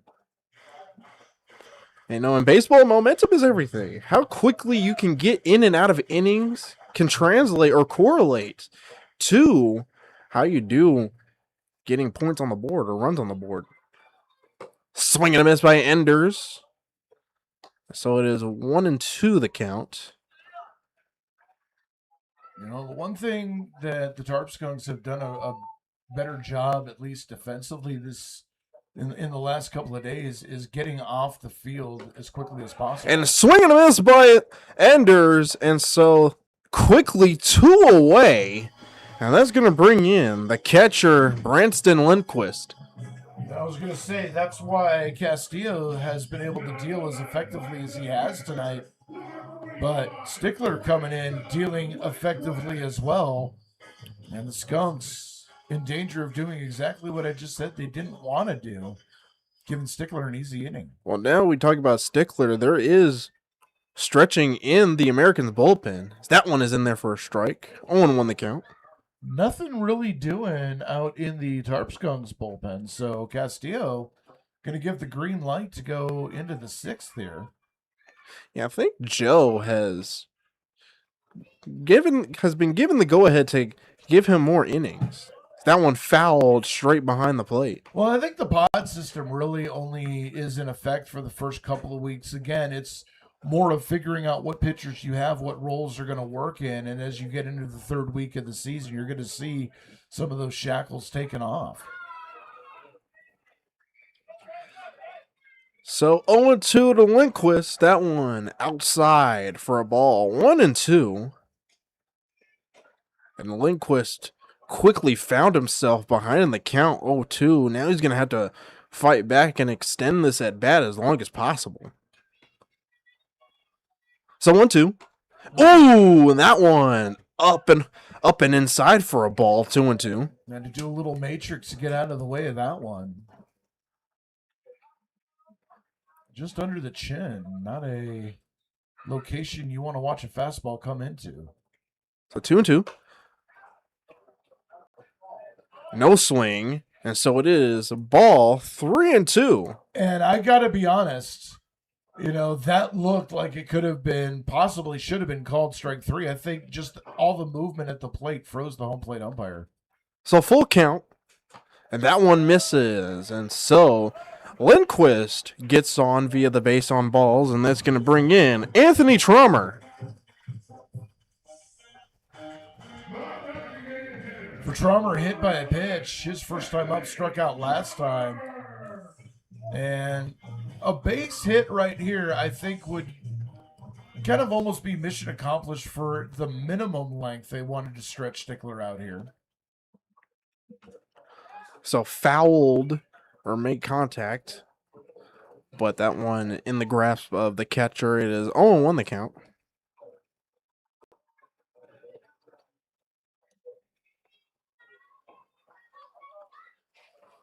And Lindquist at first jumping. That one misses.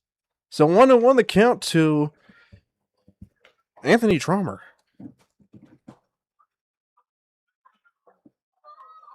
Mentioned earlier that Batavia and Olean rescheduled for today, washed out Auburn 11-6 over Elmira. And that one fouled. That one just past the concourse area. Make that 1-2.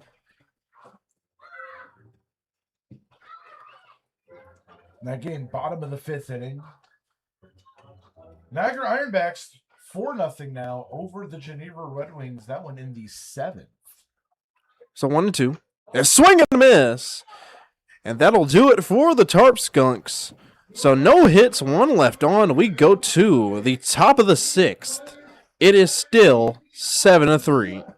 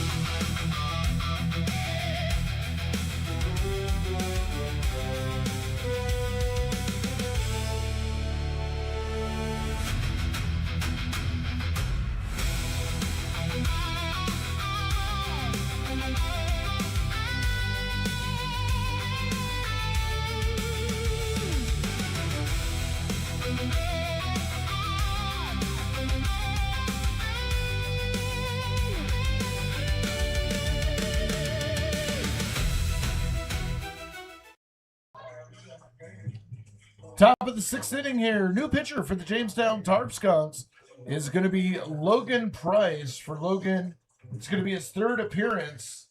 No record with an 18 ERA. 1 inning total.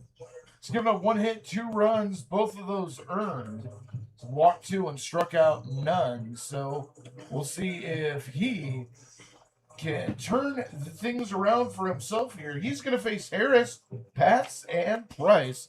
And back to the mic, it's Jalen Ferguson. Hopefully Price can get out of this inning pretty quickly. A couple of zeros in the last 2 frames. Hopefully they can maintain that momentum. And you want to talk about a great starting pitching performance, you have to give L the credits to Jack Castillo. We'll get you his starting line here in just a minute. Here comes to lead it off on the top of the 6th. It is David Harris. And Harris has gotten a single and got on via error. That one fouled just underneath this box.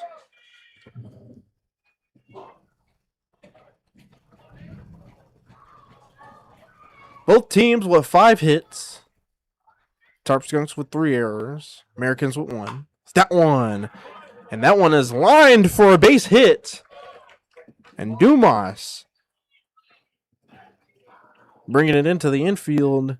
As that one is going to bring in Nick Pass, the catcher. For Jack Castillo, he went 5 innings, 3 runs, 2 of those earned.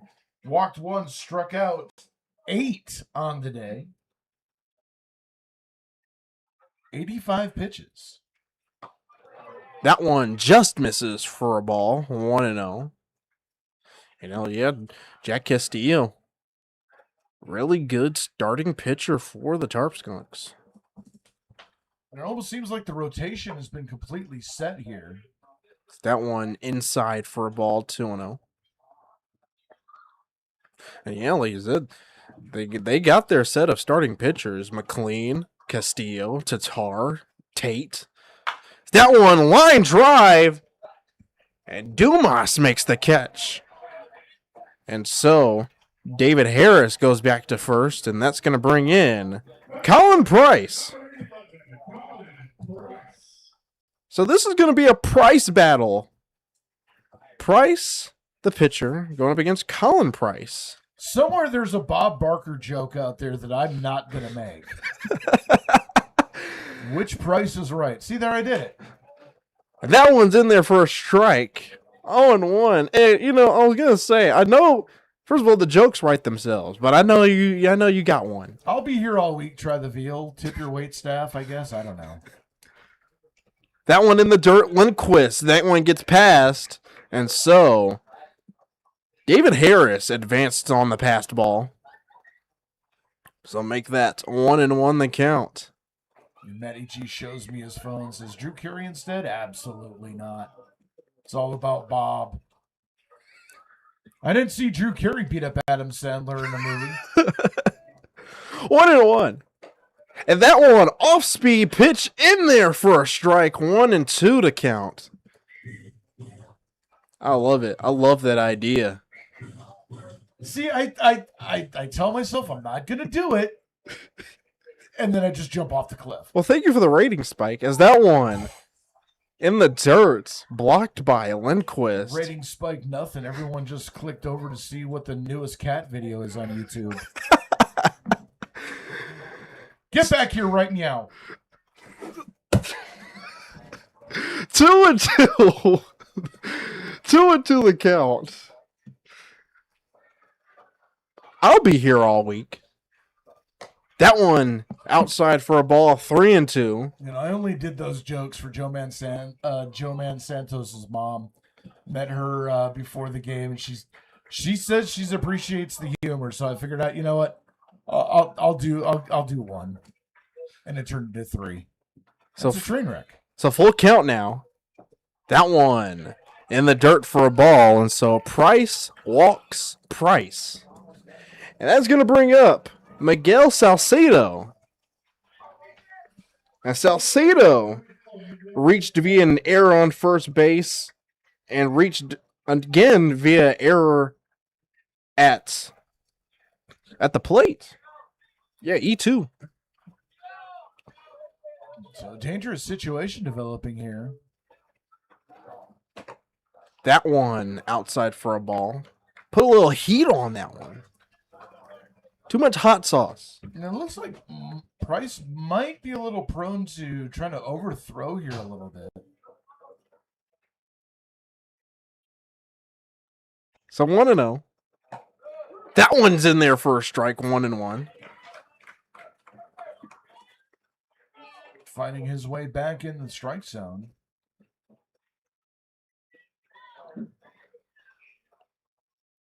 So 1-1 to Salcedo. And that one's in there for a strike. 1-2. That was a filthy little breaking ball he snapped off right there. I was expecting him to come back with another heater on the outside, and he just broke off a piece of that breaking ball right on the inside corner. Well, that one froze Salcedo. And that one, that off-speed pitch hits him on the shoulder. And so now the bases are all American. And that's going to bring up Christian Mikulski. Well, Mikulski coming up 0 for 2 with a couple strikeouts. You know he's chomping at the bit to swing the bat. And Price, he is not unfamiliar with this situation. He has gotten out of this jam plenty of times. Well, he's going to need to dig down deep to get out of here. Ground ball to the middle infielder. Could take care of it right here. Middle infielder's in, double play, depth. It's that one in the dirt for a ball, 1-0. You know, even though it looks pretty dark, if you look past these clouds, the sky is still pretty blue. 1-0, and that one check swing fouled. Getting word that Joe Man Santos warming up in the Tarp Skunks bullpen. I feel like we just seen him. Did he pitch yesterday? No, he pitched. The last game before that. He pitched in Newark. That one misses for a ball, 2-1. That's right, he did pitch in Newark. Very impressive hold. So 2-1, bases all American. And good frame job by Lindquist as that one's in there for a strike. 2-2. And Price has had a lot of success with his off-speed stuff, not so much his fastball. The only problem with that is he can't come back with another off-speed because you're going to be sitting on it. Ooh, that was a pretty good miss. That was in the exact same location. So And now that's frustrating. So now 3-2 to Mikulski. That one. And a chopper. Blake Herman throw to the plate. Not in time. Oh, no, it is in time. So they stop a run. The base is still loaded, but there are now 2 gone. And what a job by Blake Herman. That makes up for the ball that skipped under his glove, the error that he had earlier, scooping it, not even bothering with the transition, just scooping it to Lindquist. Beat him by a half a step. That was good situational awareness by Blake Herman, being able to throw it to the closer out, which was home plate. So now, with 2 gone, that's going to bring up Jackson Bauer. That one inside for a ball. Bauer had to move out of the way on that one. 1-0 the count. So not out of the woods yet, but a little bit of breathing room for Logan Price to get out of this one. That off-speed pitch in there for a strike, 1-1. And like you said, that off-speed pitch has been what's been helping him. Less than the fastball. That one, pretty good miss, didn't get the count. So it is 2-1. And the Tarp Skunk faithful here not thrilled about that call. So 2-1 to Bauer. Fouled on the right side. That one headed for the parking lot as it is 2-2. Now, Price in the driver's seat here. And you have to be a little careful here because you have to expect Bauer to be looking for that breaking ball. Something off speed. That one driven out to right field. Nobody can get to it. A run scores. Another one comes in to score.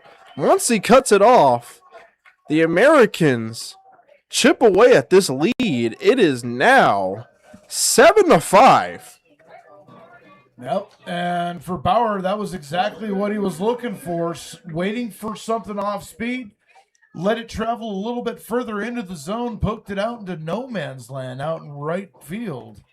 And, Dugan, give him all the credit in the world, wasn't going to be able to get to that, and now Bauer with 4 RBI on the day. So that's going to bring up Adam Weiss, who watches the first one. Called strike. You talk about the wind. That wind has been very, very bipolar. It's blowing one way and then another way. That one misses for a ball. 1-1. That was driven out, but then it started dying pretty quickly. Dugan had to come in on that one. That's a good word for that. Bipolar wind. That one inside for a ball. 2-1. And it has been bipolar. One, it's blowing out to center, then it's blowing back to us. It's been very windy today. That one in there for a strike. 2-2. One strike can get them out of this inning.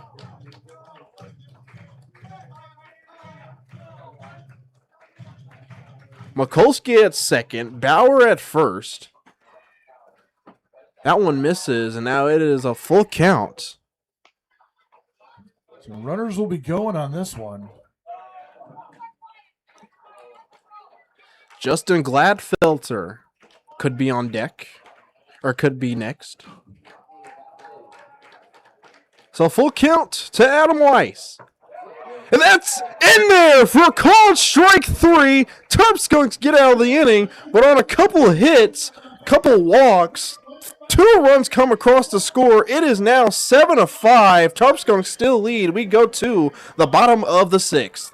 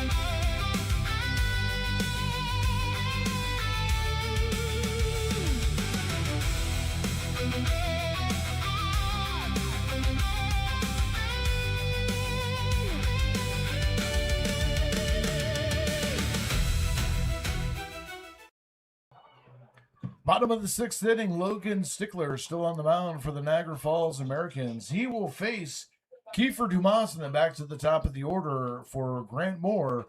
And here to tell you more is Jalen Ferguson. Come with me as we take a trip down memory lane. Oh, I thought you were about to bust out into the Willy Wonka song. Come with me. And you'll be in a world of baseball imagination. We've been there since the third inning. What are you talking about? So here is the shortstop, Tito Kiefer, to lead it off here at the bottom of the sixth. Kiefer, 2 walks and a run scored. That one for a ball. 1-0 the count. Kiefer has been hit by the pit. No, he's gotten an RBI and 2 walks.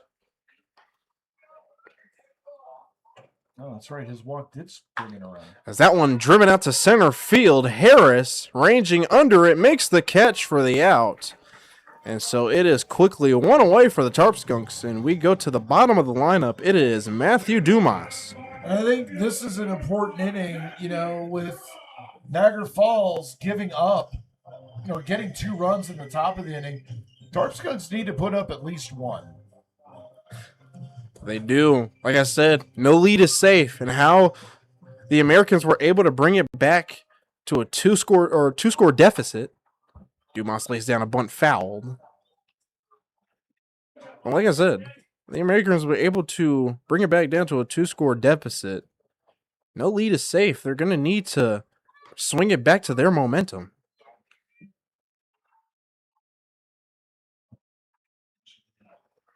Dumas has got an RBI, a walk, and struck out in his last at-bat.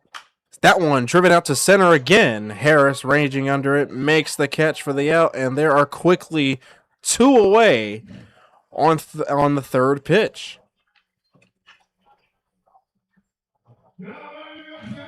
So we roll it up back to the top of the lineup. That's going to bring in the center fielder, Grant Moore. Officially 0 for 2 with a walk. Stolen base. So half of the side quest complete. And that one inside catches the zone for a strike. 0-1 the count. Grant Moore flew out to center, struck out, and walked in his last at-bat. That one catches the zone, and Grant Moore quickly behind 0-2. I think pitchers are starting to, throw it in the zone for Grant Moore specifically. He's been seeing a lot of strikes. Well, they've been working him on the outside corner a lot lately. Swing and a miss by Grant Moore. 1-2-3 goes to Tarp Skunks. That will retire the side. It is still 7-5. And we go to the top of the 7th.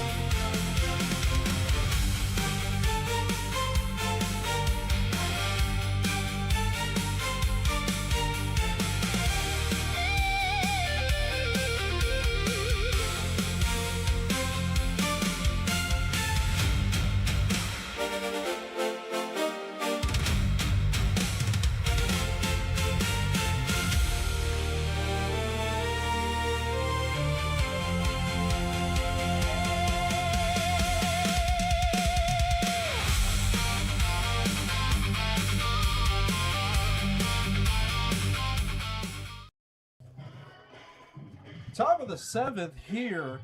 New pitcher for the Tarp Skunks. It is Joe Santos. For the Americans, it'll be Gladfelter, Zangardi, and Ganchow. And here to tell you all about it, It's Dre Guinness. You know, it's been so long since I've done this play-by-play thing. I don't know if I can do it anymore.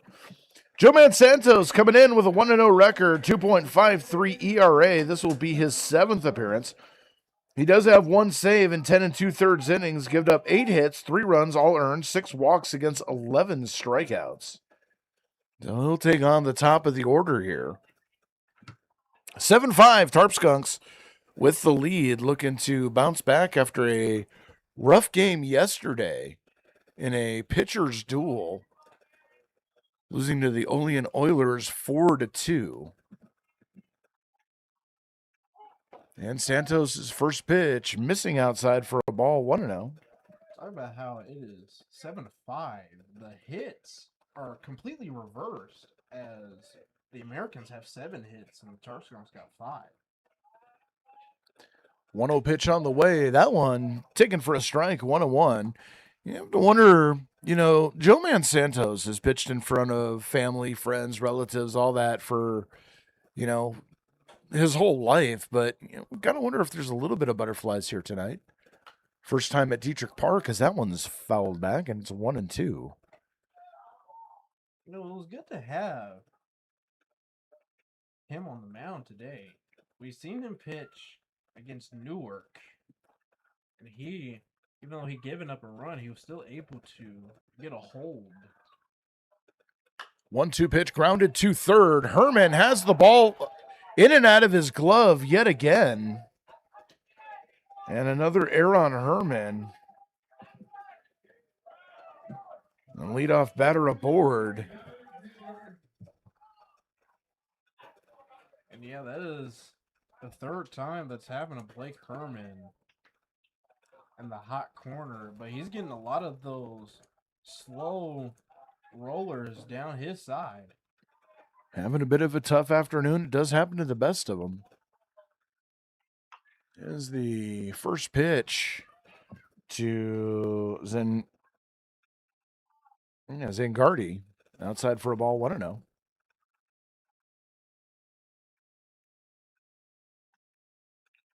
Ganschow on deck. 1-0 pitch right down the heart of the plate. 1-1 the count. You know, we talk about how the Tarp Skunks were doing that fake steal. Saw Gladfelter do a little bit of emotion there. It's more of an art form, not something you can really copycat. You either got it or you don't. That one, oh, nice frame job by Lindquist. Pulls it back in the zone, called for a strike. 1-2 the count. And we talk about how loaded the Tarp Skunks is when it comes to catchers. Lindquist, Heath Fetchick, and Delanto. That one comes inside and clips Zangardi. So now runners at first and second, nobody out. And that's going to bring up the number 3 man, Matthew Ganschow, who on the day has struck out twice and flown out to left field. You know, positions like this, when you have no outs and 2 on, 1 in scoring position, you really got to try to avoid situations like this. It doesn't really help when you're trying to gain back momentum. So now Santos kicks and throws. First pitch just misses on the breaking ball. 1-0. I know Ganschow, he wanted to swing at that one, but just left it down. 5 runs, 7 hits, 1 error for the Americans. 7 runs, 5 hits, 4 errors for the Tarp Skunks. As the 1-0 pitch. Line drive into right field. That is a base hit. Rounding third, heading toward the plate, and coming in to score is Gladfelter, and it's now 7-6.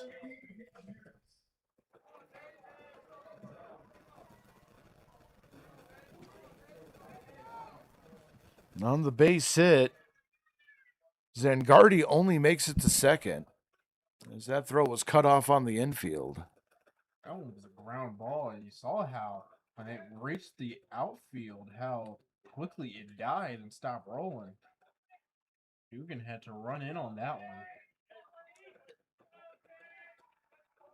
So now the first pitch to the left-handed hitting David Harris. That one's called for a strike, 0-1.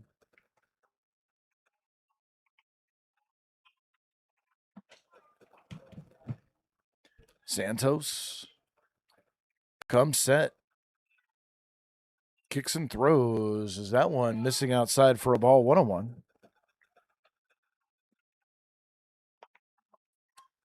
In the bottom of the inning, the Tarp Skunks will have Weeks, Herman, and Muncie 2-3-4 due up. And Santos checks the runner at second, kicks and throws, and the pitch taken right down the heart at the knees for a strike. And it's 1-2. Bullpens both quiet on both sides.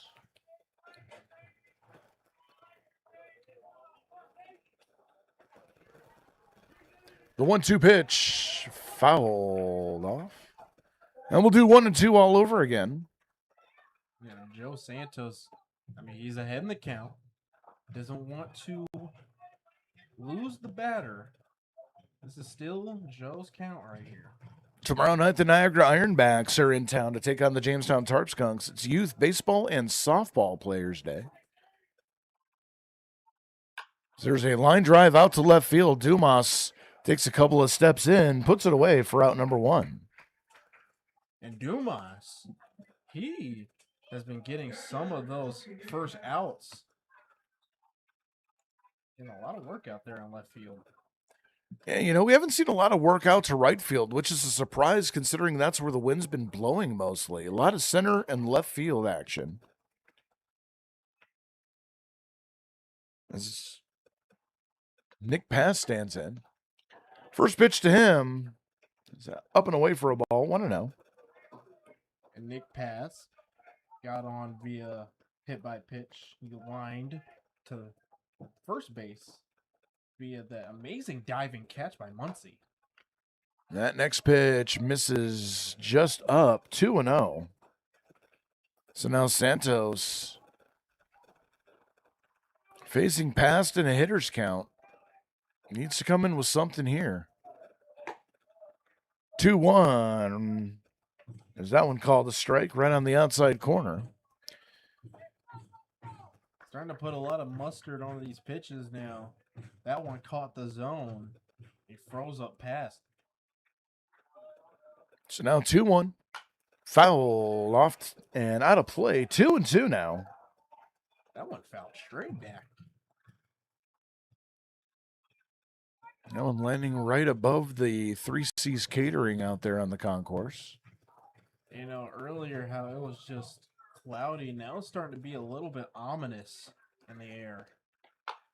Ground ball to third. Herman has it. Second for 1. One hops into Weeks covering the bag. They'll only get the 1. Now 2 outs. Good job by Weeks being able to scoop it and save it to savor that out. And that was a good decision not to throw to first. That would have thrown off. Would have been a little bit awkward if he threw to first. You got to wonder, you know, I didn't see how fast Zangardi was coming into third base. I don't know if Herman had time to go step on the bag. Good attempt to try to turn 2 as stepping in now is Colin Price. He takes a first pitch strike, and it's 0-1.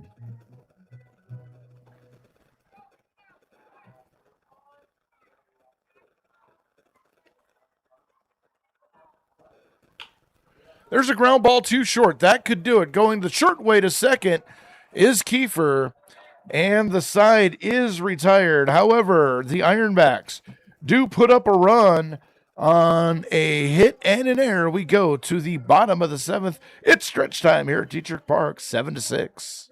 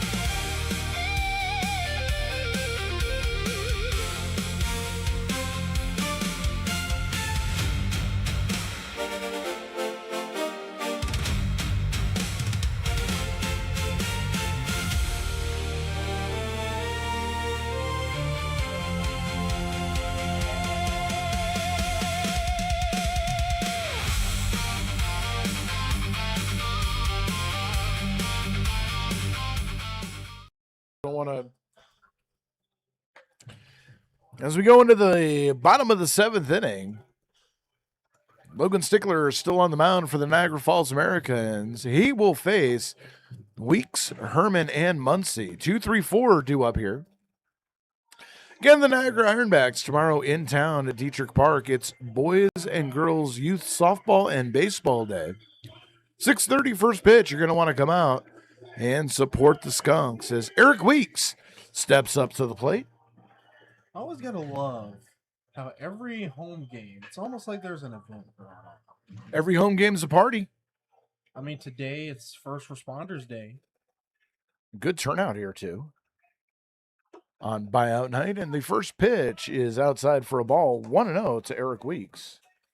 You know, the people on the sides, it doesn't look like a lot, but under us, there's a lot of people. Yeah, the visitor side stands usually pretty empty. There's that one taken for a strike, 1-1. But the home side stands definitely about 2/3 full. Got a good crowd underneath the grandstand. Definitely loud. You may not be able to see them on the screen, but they definitely make their voices heard. So there's a pop-up down the first base line giving chase, but hooking foul. And the count goes 1-2. That is good. That was a good enough foul ball to where nobody can get to that. Zengardi, he definitely was on his horse, and so was Gladfelter.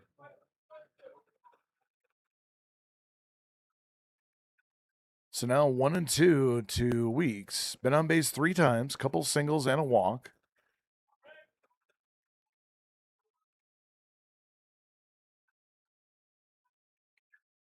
And the 1-2 pitch coming in. That one way off the plate, 2-2. Eric Weeks always finds himself in a situation where there is guys in scoring position, but right now he is leading off the bottom of the 7th here. Not only that, Weeks, had shown that he had taken kind of over the leadership. Oh, that one up and in, 3-2. Kind of taken over one of the leadership roles in the clubhouse with the Tarp Skunks. It almost has a sense that, him, Lindquist, Blake Herman, for lack of a better term, run the joint. And with Justin Bremner being done for the season, that leadership role really falling on his shoulders. So that one fouled back, and Weeks wants that one back. I was thinking, in terms of on the field, how Grant Moore is able to try and keep player spirits high, especially in tight situations like right now. And the 3-2 pitch on the way. Swing and a miss. And Weeks goes down. And I got to give a credit to Weeks. He was able to extend the at-bats, giving himself a quality at-bat, but unfortunately just struck out. As Blake Herman stands, and we want to apologize for some of the technical audio issues that we're having. Our color position being a little quieter. Our mixing board got fried in the storm on Monday as the first pitch to Herman above his head for a ball 1-0. We'll have a new mixing board here tomorrow, and the audio will be restored. So we want to thank you for your patience and understanding in these trying times of audio oasis. I don't know what that is. That one up high for a ball, 2-0. When you said that, you kind of sound like a radio host. I could get a job at WRRN working the overnights on weekends. Smooth jazz all weekend long. Putting the drivers to sleep at 3 a.m. That one fouled back. That wouldn't be good to put drivers out sleep. That's why they wouldn't put me at overnight drive.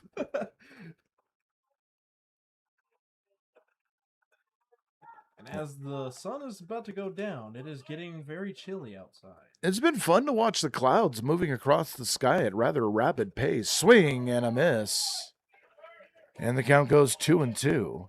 The temperature is starting to drop. Blake Herman, who had his arms out, now has some sleeves on. So 2-2 here. There's some action in the Americans bullpen. That one in the dirt. And the count goes full, 3-2.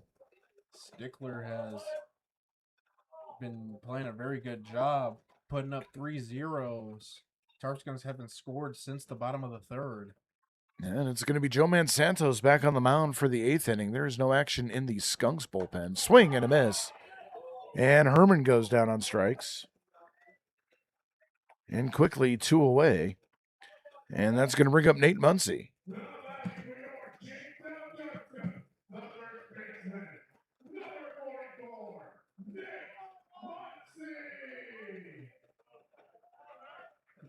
And Nate Muncy, now I want to say in his last at bat, but it just ended very abruptly. Nate Muncy been able to turn it around. He asked me to get footage of him in the batter's box so he can try and fix up his swing and stuff. Well, I'll see what I can do with that.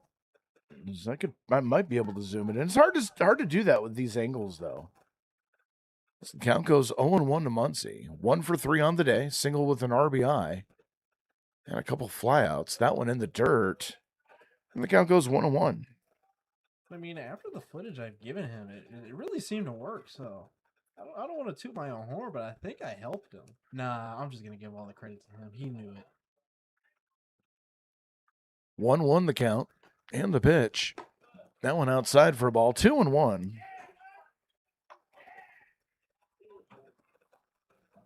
Once he's able to extend the inning, it'll be C.J. Dugan on deck. As we're in the bottom of the 7th inning here at Diethrich. 7-6, Skunks holding on to a 1-run lead, looking to add on. There's a high fly ball, left field, moving over on it, and making the catch is Bauer. And the inning is over. Tarp Skunks throw a 0 up. We go to the top of the 8th inning. It's still 7-6, Jamestown.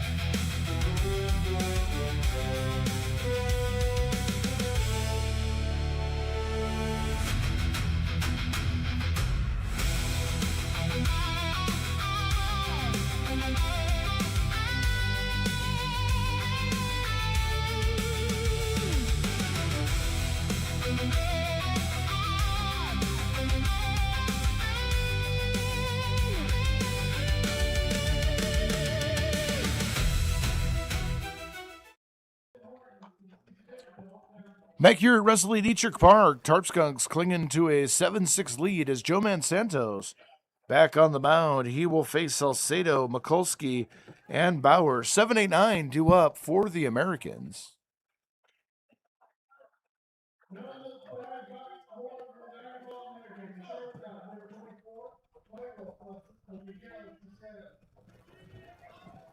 As Miguel Salcedo stands in.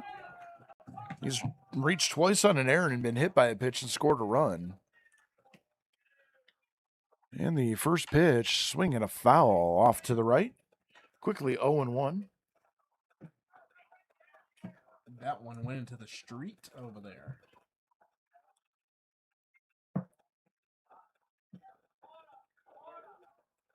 So 0-1 the count. Santos would like a quicker inning than the last time out. That one just missing off the plate. And the count goes 1-1. Now, Lindquist has been able to frame these pitches. Fortunately, did not get the call there, so it is 1-1. There's a breaking ball. Ooh, that poured right into the zone. 1-2 the count. And Salcedo back against the wall here. Santos can go after him or play around a little bit. Let's see where he goes. Played around and just missed off the corner. 2-2. Hey, you don't want to lose the batter here. No. Still, though, at 0-2-1-2, it doesn't hurt to throw something a little off speed off the plate, try to get the batter to chase. That one misses way out on the fastball. And the count goes 3-2.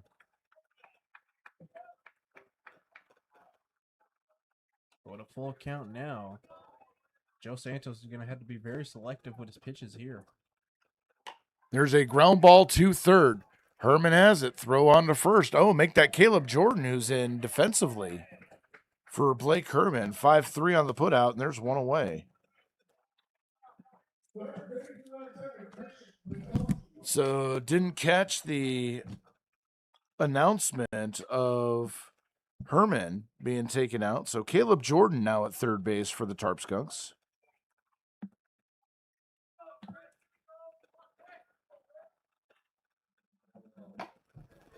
As the first pitch to Mikulski. That one misses for a ball, and it's 1-0. Oh, 1-0 the count. He's going to need to figure out how he's going to fight back into this count. That one missing 2-0. For Mikulski, he struck out twice, reached on a fielder's choice. Santos would like to hang the hat trick here. And you want to get out of this inning as quickly as possible. The Tarp Skunks only have 5 hits in the game. That one on the outside corner for a strike. 2-1 to count. Yes. 7 runs, 5 hits, 4 errors now for the Skunks. 6 runs, 8 hits, 1 error for the Americans. And the pitch, that one taken on the outside corner for a strike. 2-2 the count. There you go. Being able to even the count now at 2 apiece. So hopefully he can get out of this at bat and make it 2 outs. The 2-2 pitch, that one just off the plate, and the count goes full. 3-2 to the Americans' 8th place hitter. You know, one thing you don't like to see is the count getting full all the time. 3-2 fouled straight back, and we'll do it again. The second batter and the second full count really running up a pitch count on the middle reliever. So now Jackson Bauer on deck. Mikulski waves the bat back and forth, and the pitch. That one's fouled. Again off to the right, and out of play. Mikulski is really fighting in this at bat, refusing to go down. Wants to get on base here. Swinging a bit late. We'll see what he can do with this one. That one, check swing. He went around for a strike 3. And Mikulski goes down for the 3rd time today. Give him the hat trick. And with 2 down, that's going to bring up the left fielder, Jackson Bauer. That was a good strikeout. Now with 2 away, nobody on the base path. You want to get back into that dugout as quickly as possible. That was a good pitch. Fastball up in his own to a hitter that really wanted to pull the trigger and just went around a little too far. As Bauer 2 for 3 on the day with a strikeout, a couple of singles. He takes the first pitch he sees for a strike, and it's 0-1. There you go. That one in there. So hopefully he's trying to get out of this. Santos comes back with a fastball that just misses. 1-1. It's pretty close miss there. Could have been anybody's call. A 50-50 coin flip on that one. One against Santos that time. There's a breaking ball. Weak chopper towards second. Charging it as Weeks. Picks it up, throwing to first. Not in time. Ball gets out of the glove of Muncy, but that will be a base hit. And that was a slow chopper to second base. Weeks, he was pretty close. Threw it very hard to Muncy. And that's really been the story of the game for a lot of the American hits today. 9th hit now in the game for Niagara Falls. Not really hard to hit. Just taking advantage of the turf situation after the torrential rain overnight and into the morning. First pitch to the top or to the bottom of the order, Adam Weiss missing outside for a ball, 1-0. I gotta ask because Niagara Falls, their field is all turf. Does that mess with them when they go to actual dirt and actual grass? I would say no, because a majority of these players play on natural grass at their colleges and universities anyway. I don't see a whole lot. I mean, I'm sure there are, but I don't personally think that there's a lot of baseball stadiums turf. Hit and run, line drive into right field. That is a base hit. Going to second and holding there is Bauer as Weiss goes opposite field with the base hit. And we'll go to the top of the order for Justin Gladfelter. There's a pattern with Adam Weiss. Every strikeout is a single. Struck out twice, single twice. And now we're going to get Branson Lindquist coming out to have a little conversation with Joe Man Santos. Maybe saw something he didn't like, or they're trying to figure out pitch selection. But with 2 outs here and a 1-run lead, Santos needs to get Gladfelter here. I don't think it would be anything mechanical. You remember, I think it was Tatar when he pitched. Noticed something mechanical and quickly changed that. Yeah, I think they're talking pitch selection at this point. Could be pitch selection, and remember, they only need 1 out to get out of this inning. Colin Pence in the bullpen for the Tarp Skunks.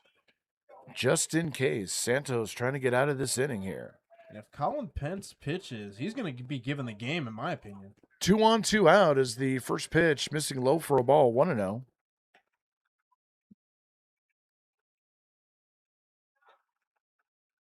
He's more than likely going to be given the close if Colin Pence comes in. Yeah, Chase Barron, he came in when he didn't necessarily have to in Newark. I think there was more confidence in that one. As the 1-0 on the outside corner, that one's called a strike, and the count goes 1-1. And like you said, they didn't really need to bring in Chase Barron, but how that game went down, they just wanted for sure to get out of that game. So now 1-1, Santos kicks and throws. That one called strike 2 right down the gut, and the count goes 2-2. And that one was beautiful. Put a lot of hot sauce on that one. They're making 1-2. There's a pitch ahead there.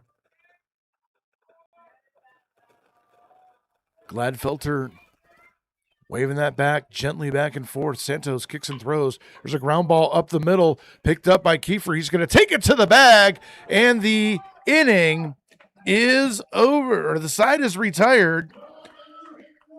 We go to the bottom of the 8th inning. No runs, a couple hits, and a couple runners left on base. Tarp Skunks still leads 7-6.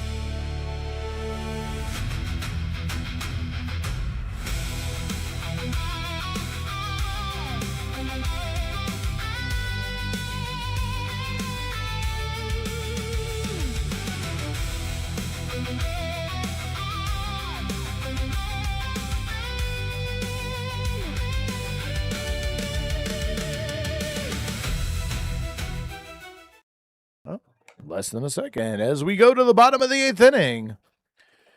It is 7-6 Jamestown with a 1-run lead. Logan Stickler back on the mound for the Americans. He'll face Dugan, Enders, and Lindquist.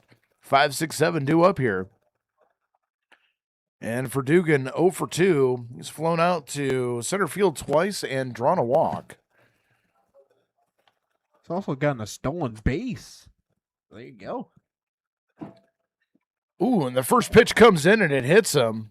And he did not like that one. There is action in the Americans' bullpen.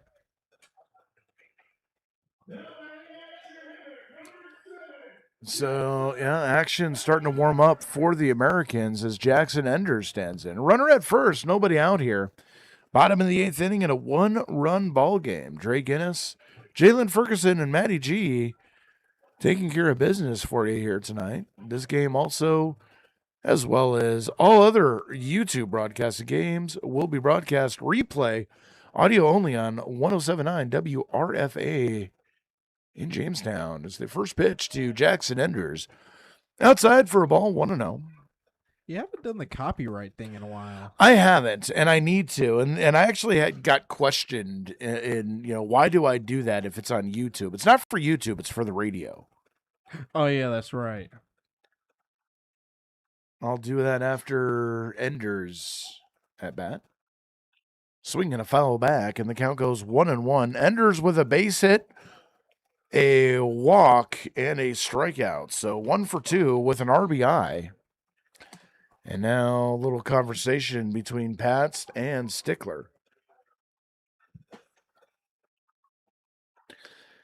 Yeah, so the reason I do that, it's not for YouTube. YouTube's covered by its own YouTube standard licensing. The reason we do that is because the audio being replayed on the radio station and then put it up on the radio station archives. It is legal protection to keep people from using our materials. Swing and a miss. Runner goes. Throw down to second is in time, and they got him. So Enders goes to 1-2 as Dugan thrown out, caught stealing 2-6. And it wasn't that big of a jump that Dugan had. It was almost like the Americans had him scouted. They were almost ready for him to steal, and he did get a steal. He did get a stolen base before. And Enders goes down on strikes for the second out of the inning. Second strikeout for Enders, and that will bring up Branston Lindquist. And Branston Lindquist has gotten on base twice, one via a single and one via an error. And he's also walked. So he's been on base 3 times today. Officially 1 for 2. And the first pitch catches the outside corner for a strike, and the count goes 0-1. I noticed how some of these players have different colored tape. Lindquist changes his wrist tape very often and very frequently. Him and Heath Fetchick. There's a ground ball to second. Gladfelter charges it, throws on the run in time to get Lindquist. And we go to the top of the 9th inning. No runs, no hits. Nobody left for the Skunks. Colin Pence coming in for the save. We go to the top of the 9th inning. It's 7-6 Tarp Skunks.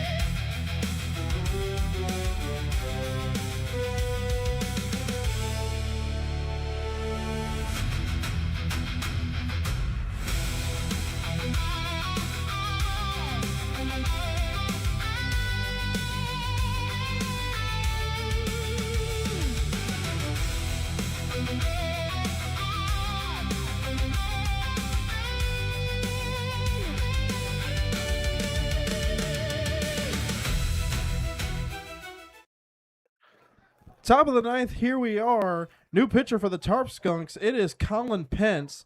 He will face Zangardi, Ganchow, and Harris. And here to hopefully close it out, it is Dre Guinness. Thank you very much, Jalen Ferguson. I'd like to remind our radio listeners that this copyrighted broadcast of Jamestown Tarp Skunks baseball is presented by authority of the Jamestown Tarp Skunks and is intended for the private, non-commercial use of our audience.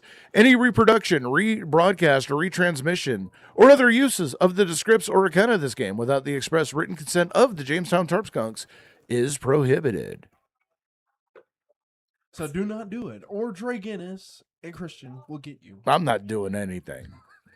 You know, that's up to the radio guys. I just do it for I just say it for the protection. But, you know, again, the YouTube standard license applies. You know, we don't mind if you use the content, just don't make money off of it, because Otherwise, we'll copyright strike you. That happens, I guess, it's apparently a thing. As due up for the Americans, it's Zangardi, Ganchow, and Harris, and the first pitch from Colin Pence is a strike. And the count goes 0-1. And Zangardi swung and missed on that one. And Colin Pence is going to put heat on his. Ooh, swing and a miss. Count goes 0-2 now. And Zangardi might be a little bit out of his league here. This kind of heat that Pence brings from the mound. And the 0-2 pitch. Swing! And a foul back. I didn't see the ball bounce until the last second, but that was a monster swing. That would have been pretty great. So 0-2, Pence. Another foul back. So Zangardi's staying alive here. He is staying alive, but one thing Pence is not going to do, he is not going to pitch around anybody. He's going to go at you. Yeah, he's not a Rembrandt. He's not a painter. He is a prize fighter, standing toe-to-toe with you. The 0-2 pitch. Ooh! That made solid contact. That didn't even hit the elbow guard. That hit all shoulder. Yeah, that was all meat, and you could hear the impact all the way up in the booth. So a hit by pitch.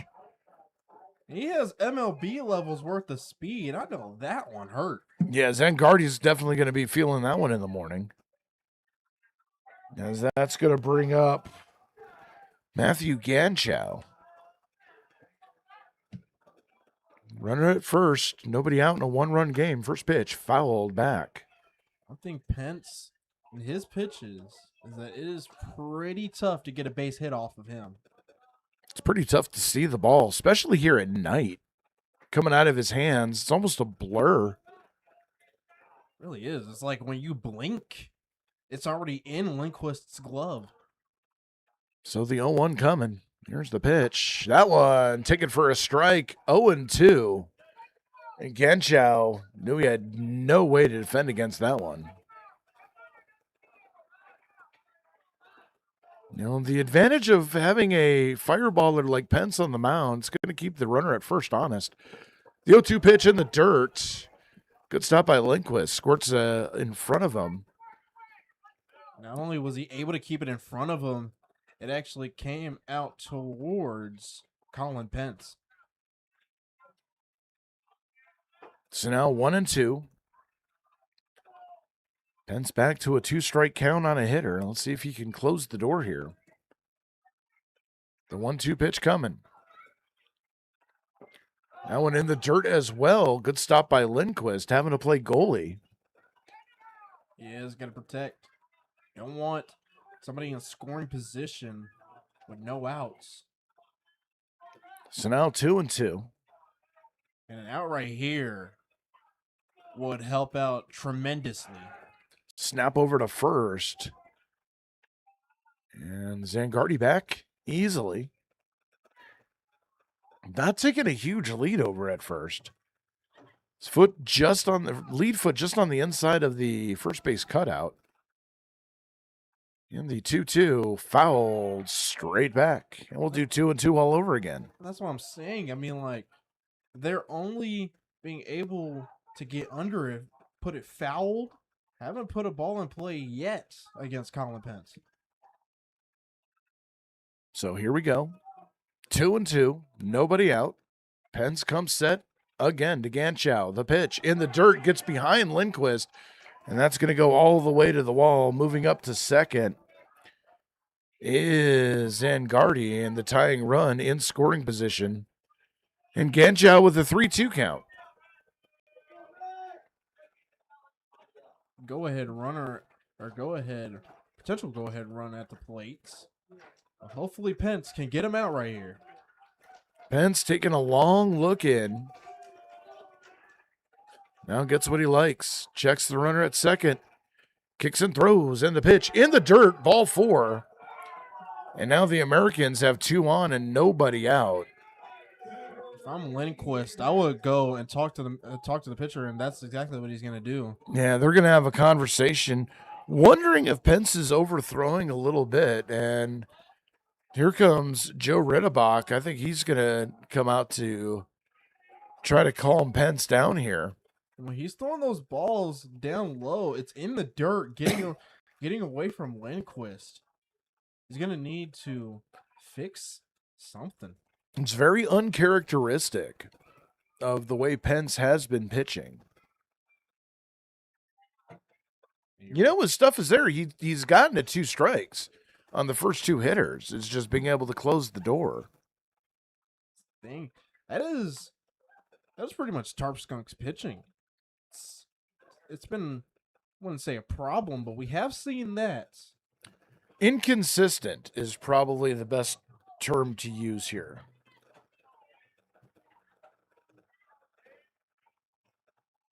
I will say it is very uncharacteristic from Colin Pence. So now 2 on, nobody out, and the left-handed hitter, David Harris, stands in. And Pence kicks and throws. First pitch, swing and a miss. Back in the zone. That's his bread and butter. That's where he needs to be going. Hopefully the conversation helped him there, being able to fight his way back out of this hole. For Harris, 2 for 4 on the day. A couple singles, reached on an error and flew out. The 0-1 ground ball fair down the third base line. That's going to tie up the ball game. It's 7 apiece.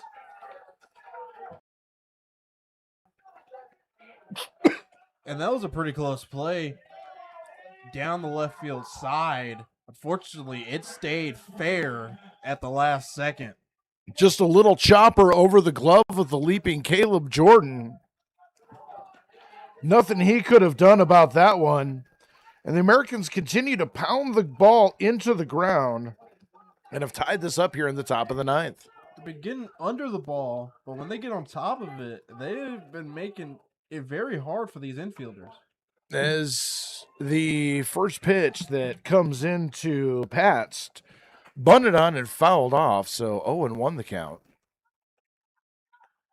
I'm not sure why you would want to take the bat out of your catcher's hand here. I understand advancing the runners, but with nobody out, not sure why they would do that. First pitch. See if he squares around again. Does not. Swing and a miss.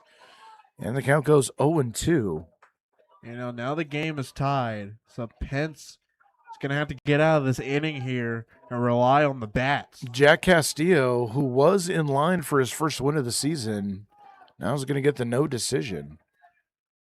And the 0-2 pitch coming. Swinging, there's a ground ball through the hole on the left side. That is a base hit.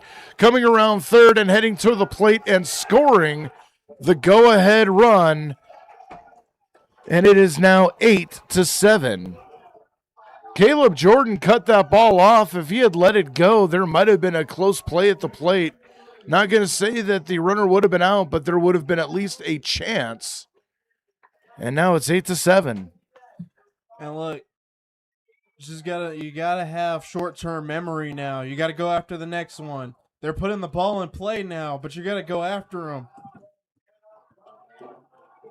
So now Pence still 2 on, nobody out here.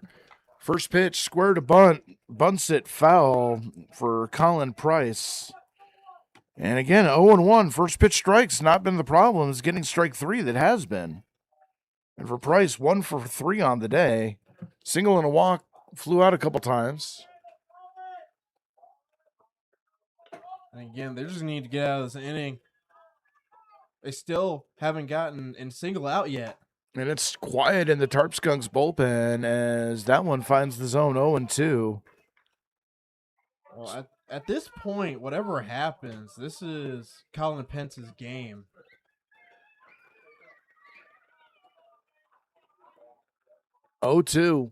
The pitch.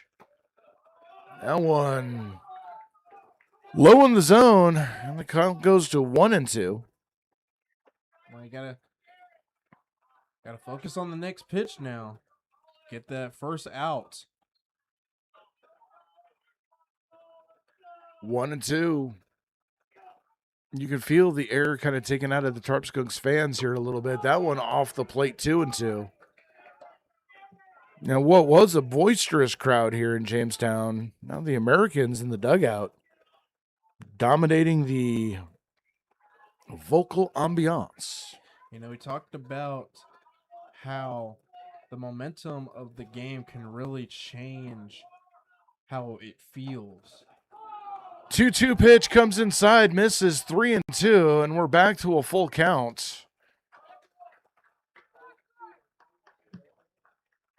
And you have to wonder how much longer is Joe Riedebach going to let Pence go before getting someone up in the pen. And there is some tossing in the pen now. That's the 3-2 pitch coming. Ground ball, Weekly to third. Jordan has it to second for 1, and that is all they will get. Good job by Caleb Jordan being able to make the sure throw to second.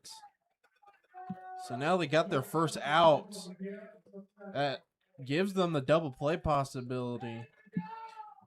You know, double play possibility there, but, you know, if we're being honest, the way the ball's been getting killed on the ground on the infield grass, double play is not going to be something you can rely on. As the first pitch gets behind Lindquist, here comes another run, and it is now 9-7. And that's got to be really frustrating.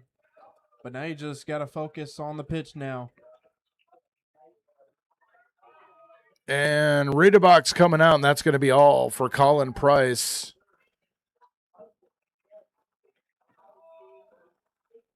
Yes, that will be the, unless they're going to check for an injury.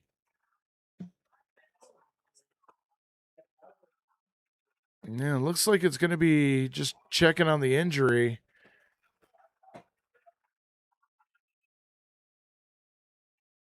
Yeah, it looked like Pence might have tweaked the ankle on the delivery. That landing spot on the mound softer than usual.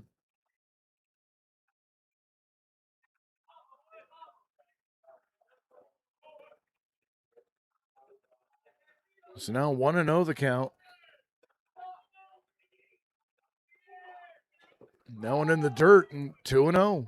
You know, you talk about the landing spot. How he just delivered that was a lot different than how he was originally.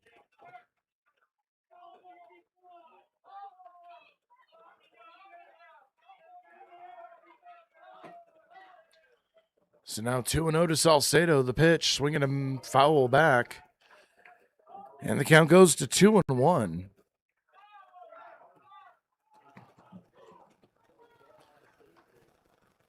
He's just going to have to get out of this inning here. Focus on the batter here.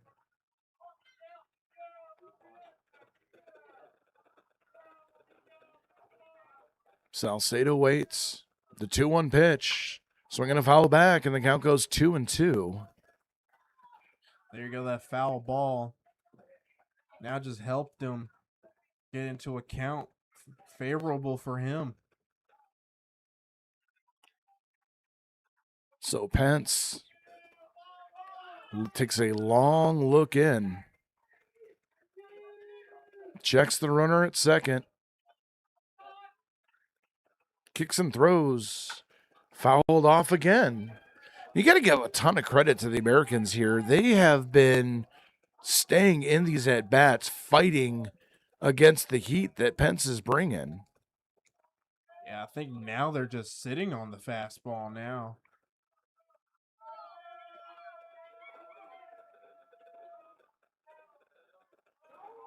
Two and two, and time called. No. Could have that been a strategy to get into Pence's mind? Pence was ready for it. It's the baseball equivalent of freezing the kicker. And the 2-2. There's a chopper toward first, just foul. That is, again, another foul ball. He has been very tough to put away. This whole inning has been tough to put away. Only one out still. 3 runs across for the Americans. 9-7 the lead. On 12 hits, 1 error. 7-5-4 for the Skunks. And the pitch, there's a ground ball to second. Weeks waits for it, throws on to first, 2 away. That one, it didn't really die on its way to Weeks. Wasn't fast like we usually see, but it was still fast enough to get to Weeks and being able for him to get the put out.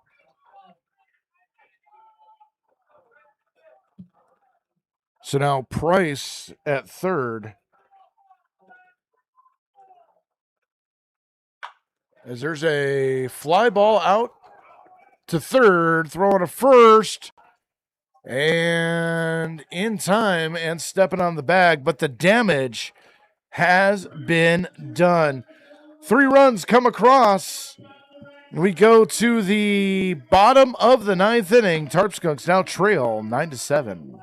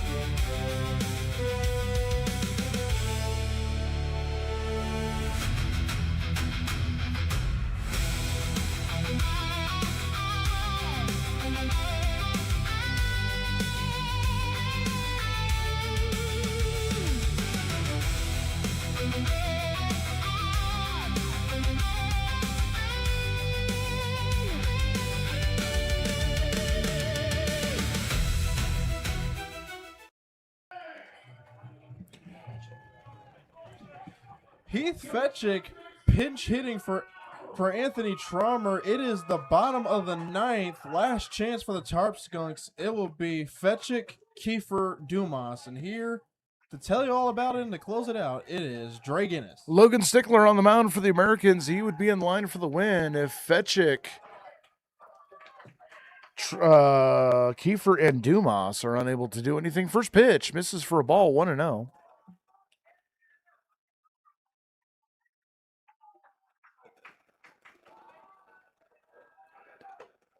That one missing on the inside, 2-0. Fetchick, the pinch hitter.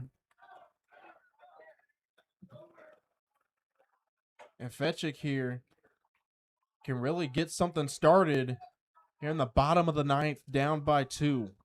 He's got some power, can drive a ball here. That one outside for a ball, 3-0. There is action in the Americans bullpen just in case. I mean, Heath Fetchick is ahead in the count 3-0 right now.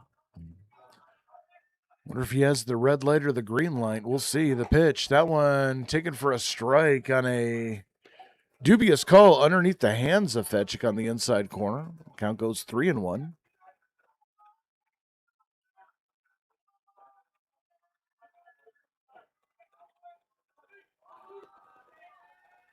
Fetchick waits.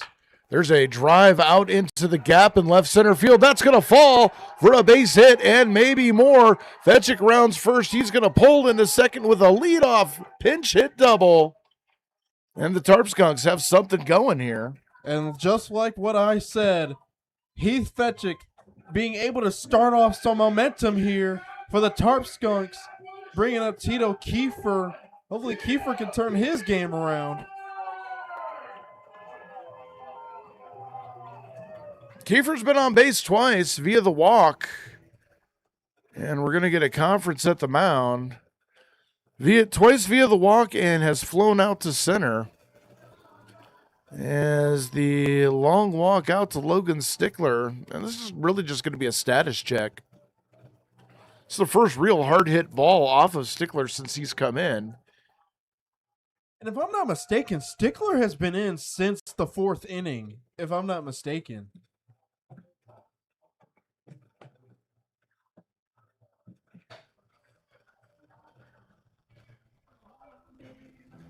Yeah, he came in with 1 out back in the 4th inning and has been rolling ever since. So Tito Kiefer stands in now. 0 for 1, a couple walks or RBI and a run scored, and the first pitch to him is on the outside corner for a strike, and the count goes 0-1. Matthew Dumas on deck. Tarp Skunks finding themselves down here after leading most of the game. 3 runs in the top of the 9th inning. And the pitch is a little fister over toward first base in foul territory. And Kiefer fouls out for the first out of the 9th inning. Yeah, that is not what you want here, especially when you're trying to tie the ball game. As Matthew Dumas stands in now, left-handed hitter, 1 away here.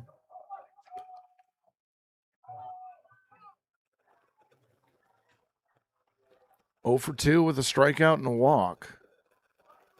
And Dumas waits, first pitch outside for a ball, 1-0. Again, Dumas in a pretty good situation with Fetchick at second. And like we talked about, Dumas, one of those players with sneaking power. Stickler checking the runner and the pitch. That one catches the outside corner for a strike, and Dumas did not like that. Count goes to 1-1. Yeah, he didn't get that call there. But now he's just going to have to focus on the next pitch. So 1-1 the count.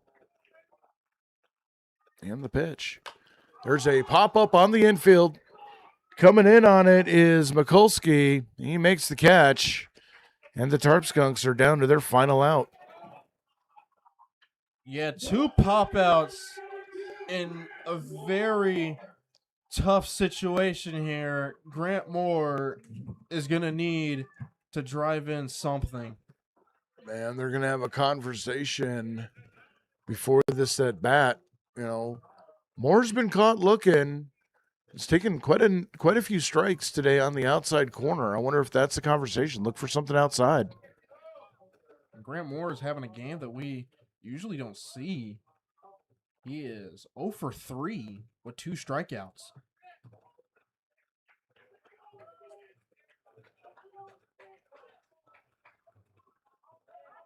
So now Moore stands in. Fetchick off second, 2 down here. And Stickler's first pitch. And that's exactly where they're going to. Moore's on that outside corner, missing that time so for a ball, 1-0. And Grant Moore going without batting gloves here. I wonder what he's going to do in this situation. Takes that pitch for a strike, 1-1. I mean, with no batting gloves, directly on the pine tar, trying to get a little bit more solid grip on the bat.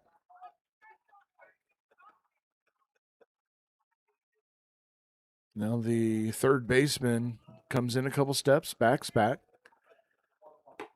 Ooh, sword swing cut on a miss. 1-2, and the Tarp Skunks are down to their final strike. Grant Moore has shown to extend it at bat as long as possible. He's going to have to do something. Going to have to extend this at bat to stay alive. So now 1-2 the count. Fetchick off second. Stickler checks him briefly. Kicks and throws. There's a foul off to the left. He's fighting. Fouled that one off. Stays alive. Keeps the game alive.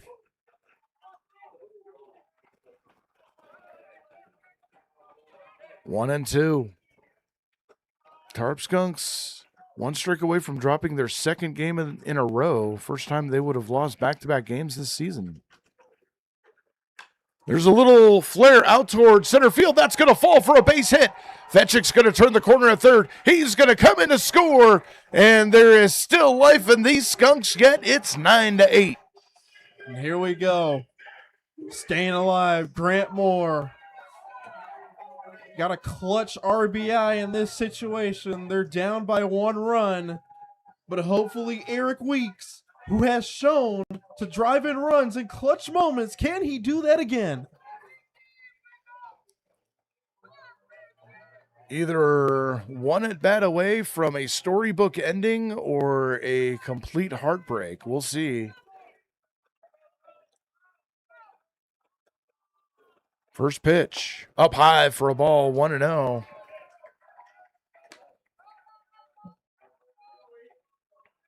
Again, you say could be the second straight loss, but in both losses they've been pretty close. 1-0 the count. Swing and a miss. 1-1. Yeah, they've been close, and unfortunately that's the problem.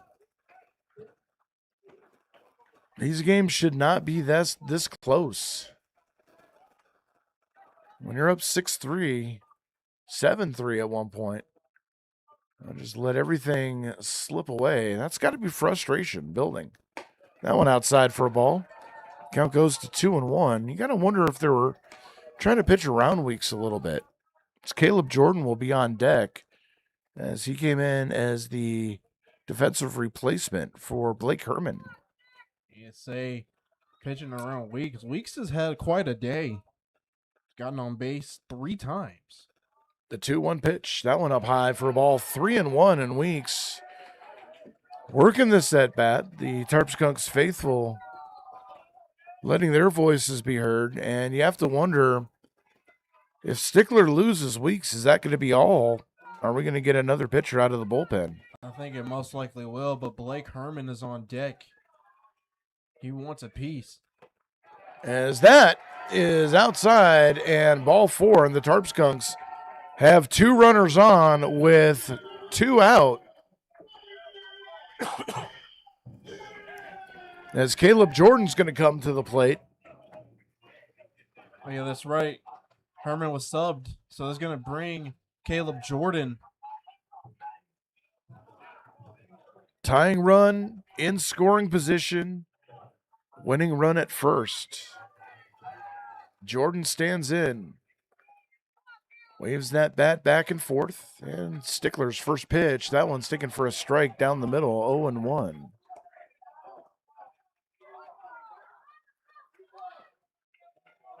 Again, with 2 outs, being able to stay alive.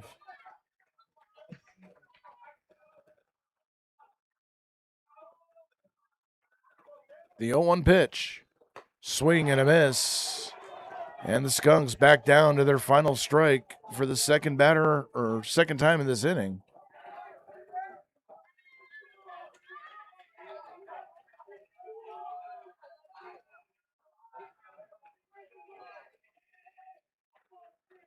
So here we go. 0-2.